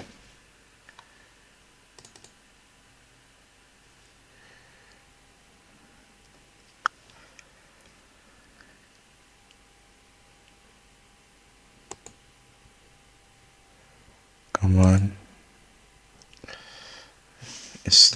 Yeah, okay. Going back here.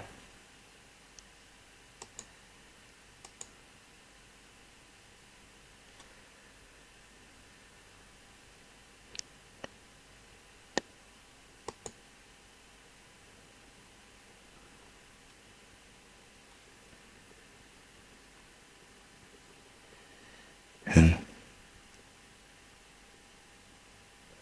they should have fixed it.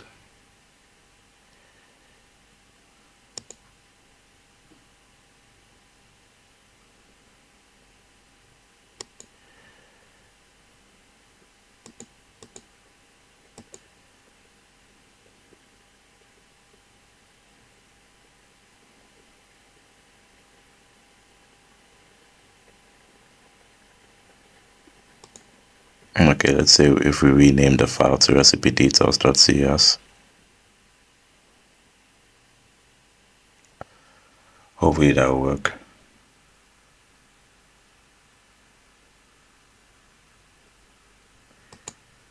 Yep, that fixed it.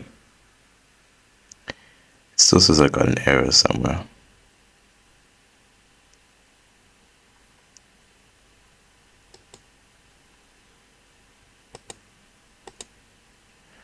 Right, it's a recipe. Okay, never mind. Yeah, okay, don't forget to, when it suggests you to rename this to recipedetails.cs, just say yes to that. Okay. Now recipe, we just need to find a place to pull this from.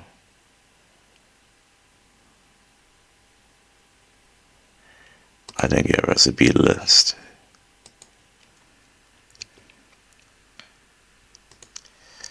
And then recipe details window. Okay, that's fine. Going back to our recipe list.cs. There you go. Now that error's gone.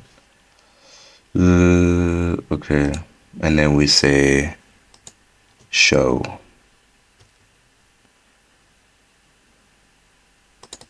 Show dialog. And yeah, okay.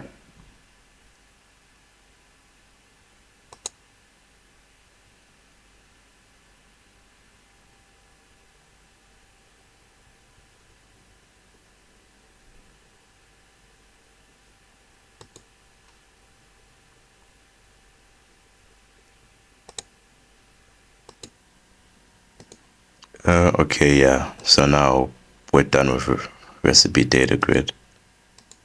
So now we just need the last three things. Okay, four things. Our edit button, delete button, filter, and the search box. Okay. So let's just do the edit button.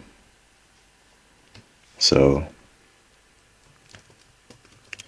private void edit button.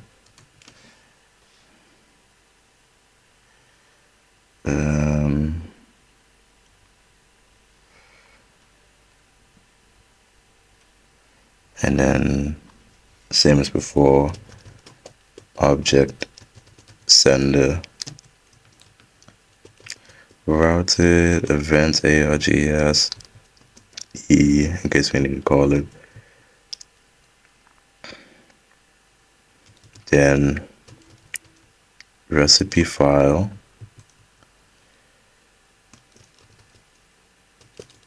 selected recipe is equal to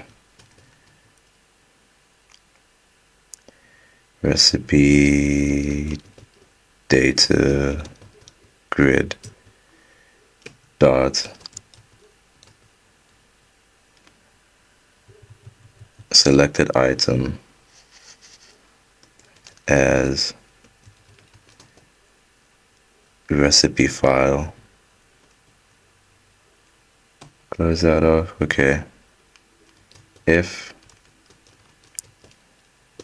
selected recipe does not equal to null, now we're going to try access the file path. So string file path is equal to selected recipe dot file path. Okay. And then another try catch.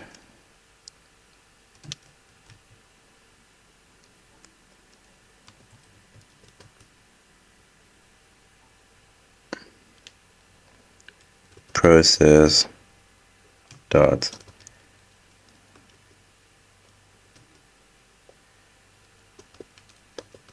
start notepad .exe. If you're doing this on the Mac, I'm so sorry. File path. Although, how could you do this on a Mac? No, actually you can. Okay. and then catch exception X. Just add another error, just with a little difference. Gonna paste here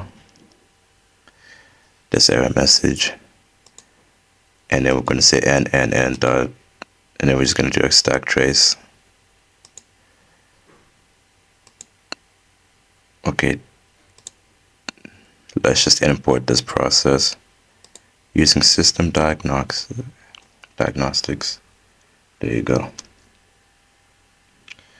Okay, we're done with that.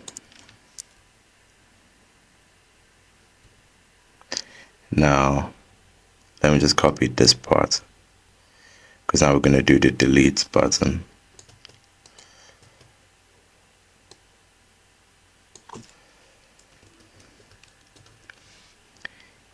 Delete button.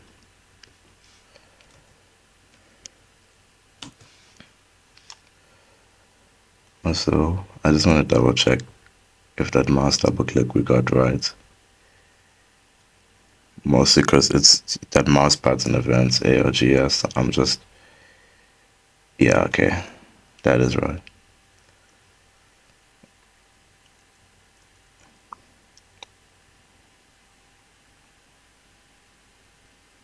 Okay, now we just need to do delete.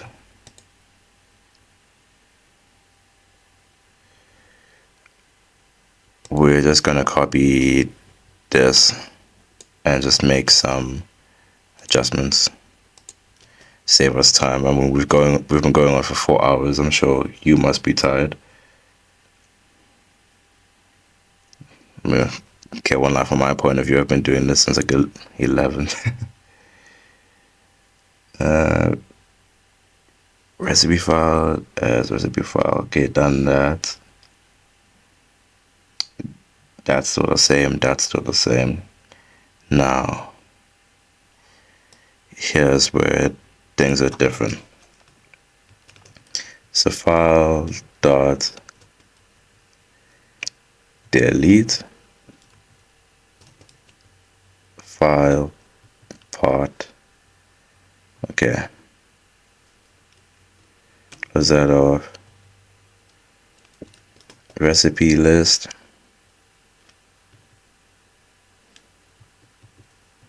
Recipe list dot.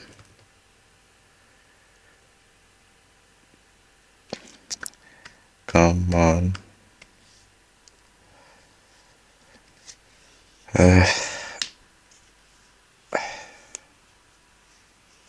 Can't wait to retire this thing.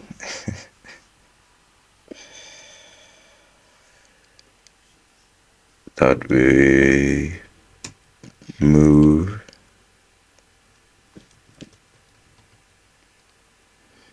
selected recipe. Close that off.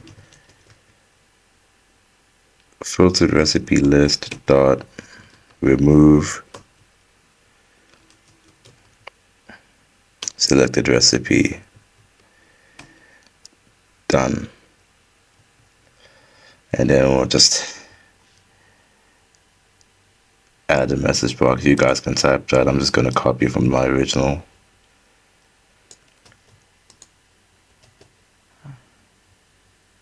I mean, by now, with these 4 hours, you probably already know how to do a message box anyway, so I don't really need to show you that anymore. So message box, file delete successfully, file delete for the title, and then the type of message box we want. Okay, we are done the delete button. Our last 2 buttons and then we're done, guys. We're so close. Okay, search text box. This is probably the easiest one though. Private void.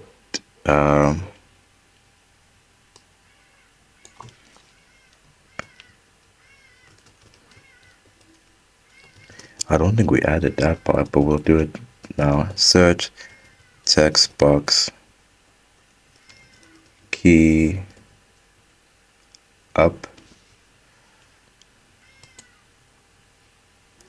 and then instead of a routed event, this is a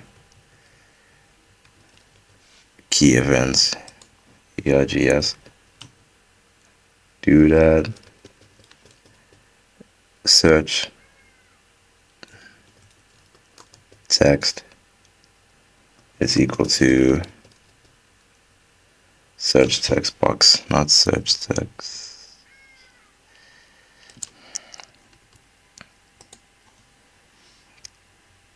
Dot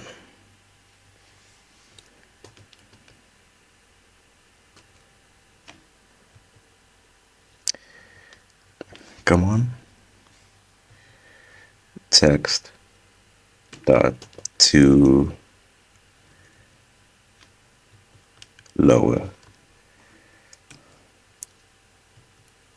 and then apply filter, which we're going to create. Okay, let's just go back to our example.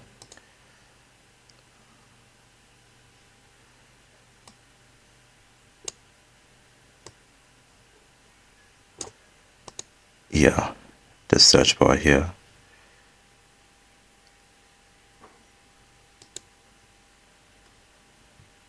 Okay.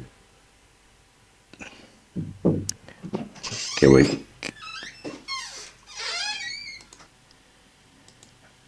Okay. Oh, okay, that's all.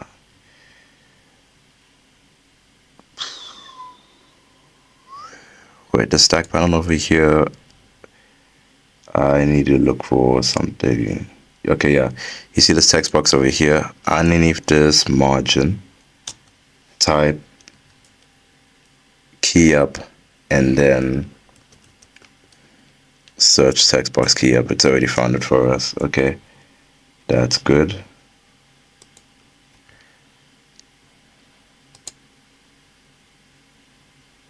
And then search text. We need to look for that.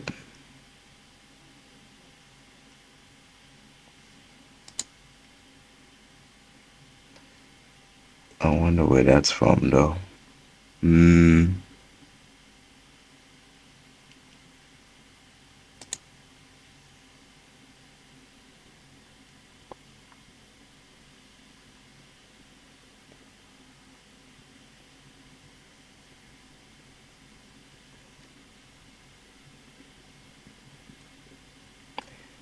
Yeah, it's somewhere around here. Okay, here it is. We forgot to add it. Okay.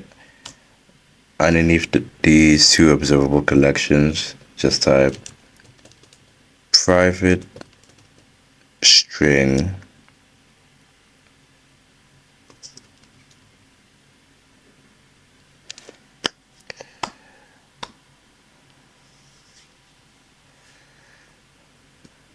God, how awful would it be if I just blue screened right now? God. Okay, private string, search text. Close that off. Okay, there you go. Now that's that pesky error fixed. Now our last thing, then we're done, guys. We're officially done. You know.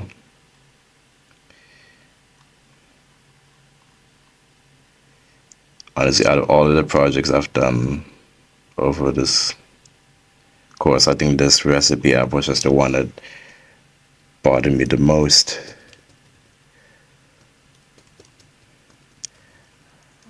Yeah, and I also I don't want to swear in this video anyway. It doesn't seem professional. Plus, I might get demonetized, even though I don't make money off of this.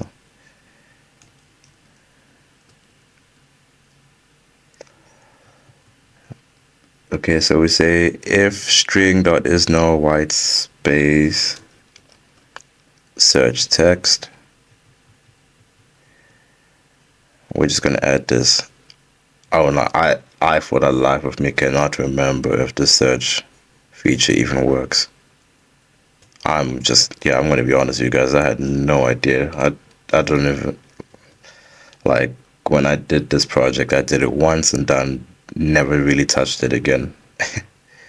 Okay, filtered recipe list. That's what we're going to add.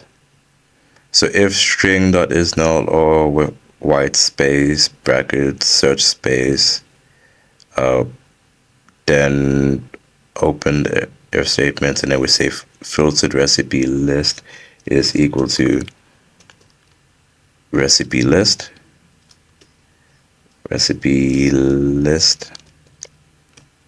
close out of else. Okay, filtered recipe list is equal to a new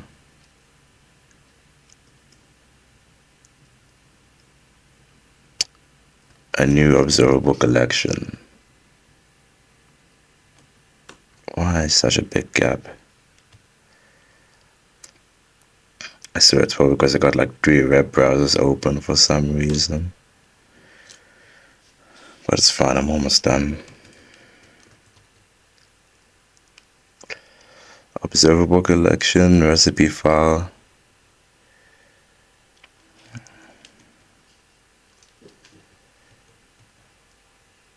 Okay.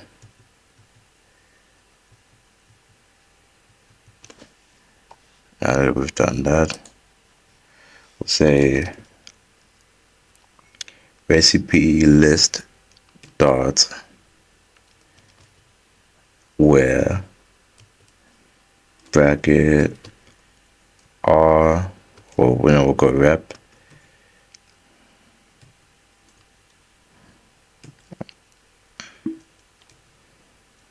is equal to or greater than, and then I'll just press enter here just to make it a bit neat.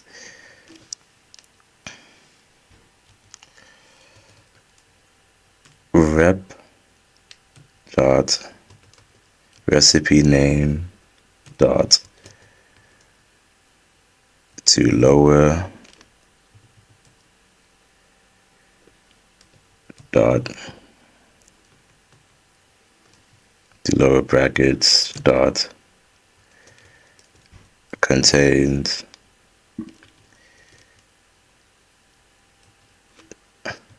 search text or rep dot, come on,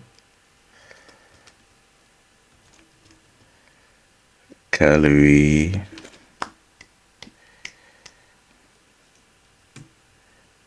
dot to string dot contains search text. Okay, and bracket rep dot food group is not equal to null and rep dot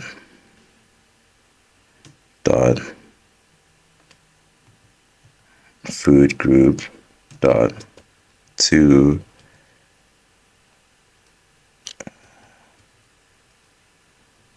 lower dot contains search text.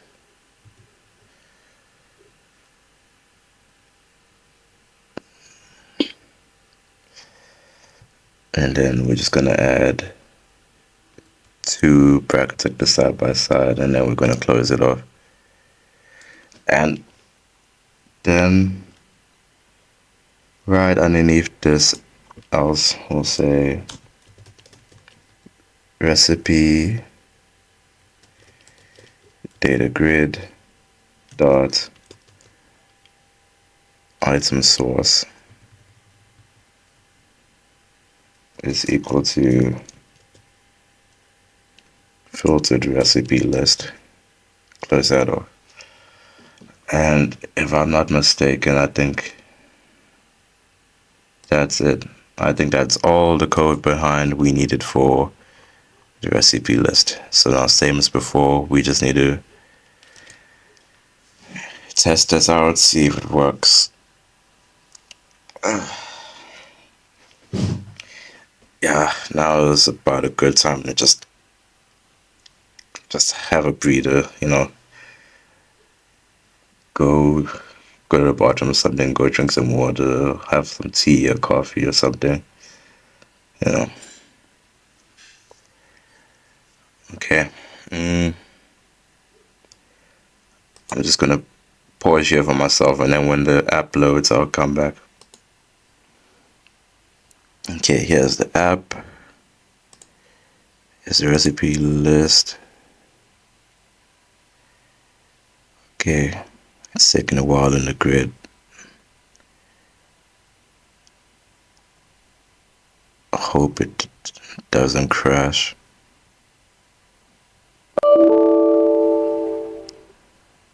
Could not find. Okay, wait. Recipe app repos bin. Right. We can't do this because, yeah, that's why I designed the app to actually save my stuff in the repos bin. That's why nothing's been added to it yet. Oh, but it still works. Okay, that's awesome. Okay, so what we're gonna do, we're gonna just have, we'll just add something like crab apple, ingredient crab, that's meat, well, 10 crabs, 10 kgs worth of crabs. I don't know. Let's just say that's 500 calories.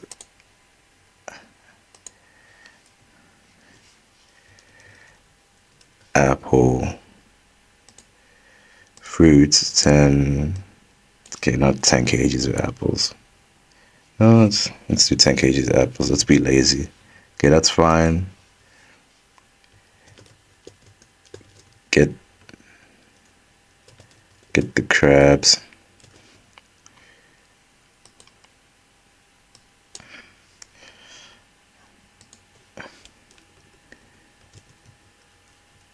Get the apples.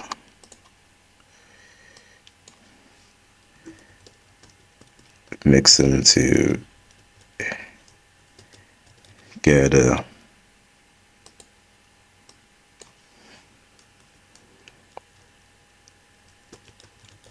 serve cold. Okay, that's all of the stuff. Save. Total calories exceeded 300. There you go. That's awesome.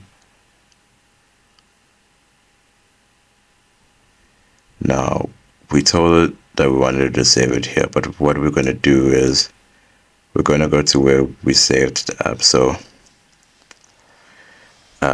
local disk C, where I am, my name, this would be under repos.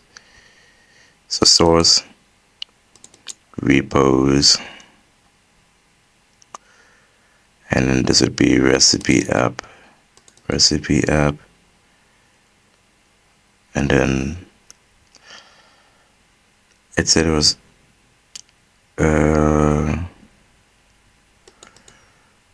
was it here?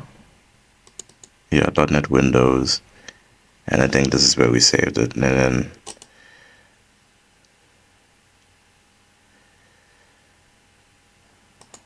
although I should consult the original app though, because the original app had what I needed.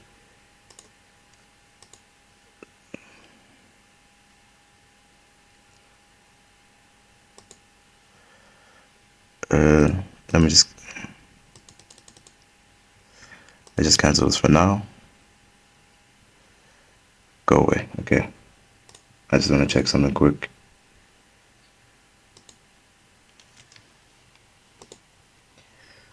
Recipe app GU. Okay, yeah. This is where I did it.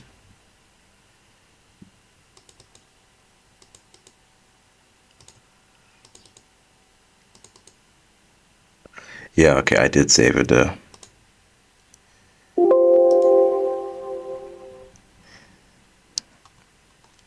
So we need to go all the way to here. Users where I am. Source, repos. Where is it now? Recipe app, bin, debug here. Make a new folder. Call that recipes.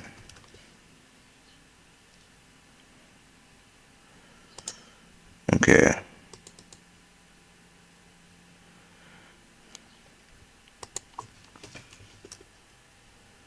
Save that as crab apple.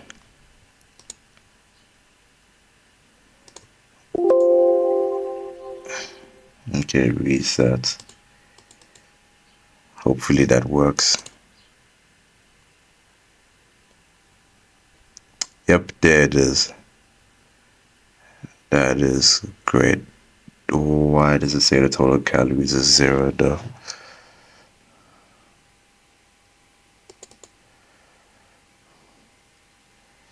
And here's that other window. For some reason I couldn't get these bindings to work, we were closed. But yeah, it more or less works. No idea why the total calories is 0 though, but let's add something else. Okay. Fish. Fingers. Fish. Fish is a meat. Just one fish.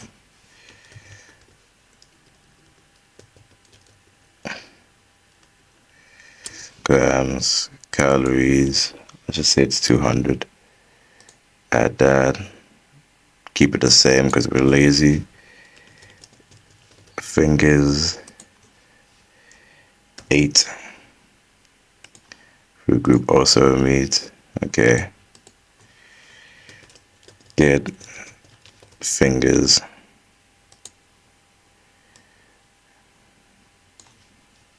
Get fish.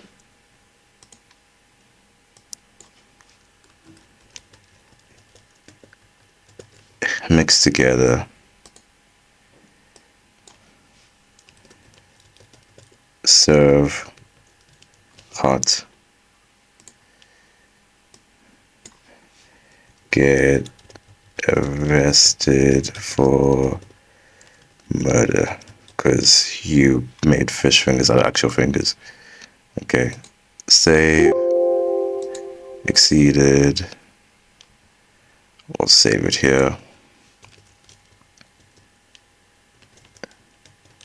Fish fingers. Save. Done. Reset. Go here. There it is. Hopefully if I type fish. Okay, well it works. Oh, just never expected it to. And now when we double click, here's the thing shows up. Here's a thing. Okay, now if I select crab apple and click delete, it's gone. Okay. So yeah, that is the recipe app. I'm sorry part 2 took so long to put out. I've just been like very busy, you know. I mean, okay, I've been busy with like other stuff, but it's also because I won't lie, Shadow of the Earth Tree came out, so I've been like enjoying myself with that, but it's mostly just been other priorities and Elden Ring. But yeah, this is the recipe app. It's a bit of a buggy mess, but it should get you at least 90%. You know. But yeah, hope it helps. Sorry I took too long to put this out. I will try to be more consistent when I get more time. But anyway, yeah. I'm sure we've gone too long. Yeah, we've already gone about 4.5 hours. So after this, I suggest just like go to sleep. If you somehow cram this and you've actually been watching part 1 and 2 at the same time, you've probably gone on for close to 7 hours. So I'm saying after this, just have a nap or go to bed. But yeah, thanks for watching, guys. I'll see you guys next time.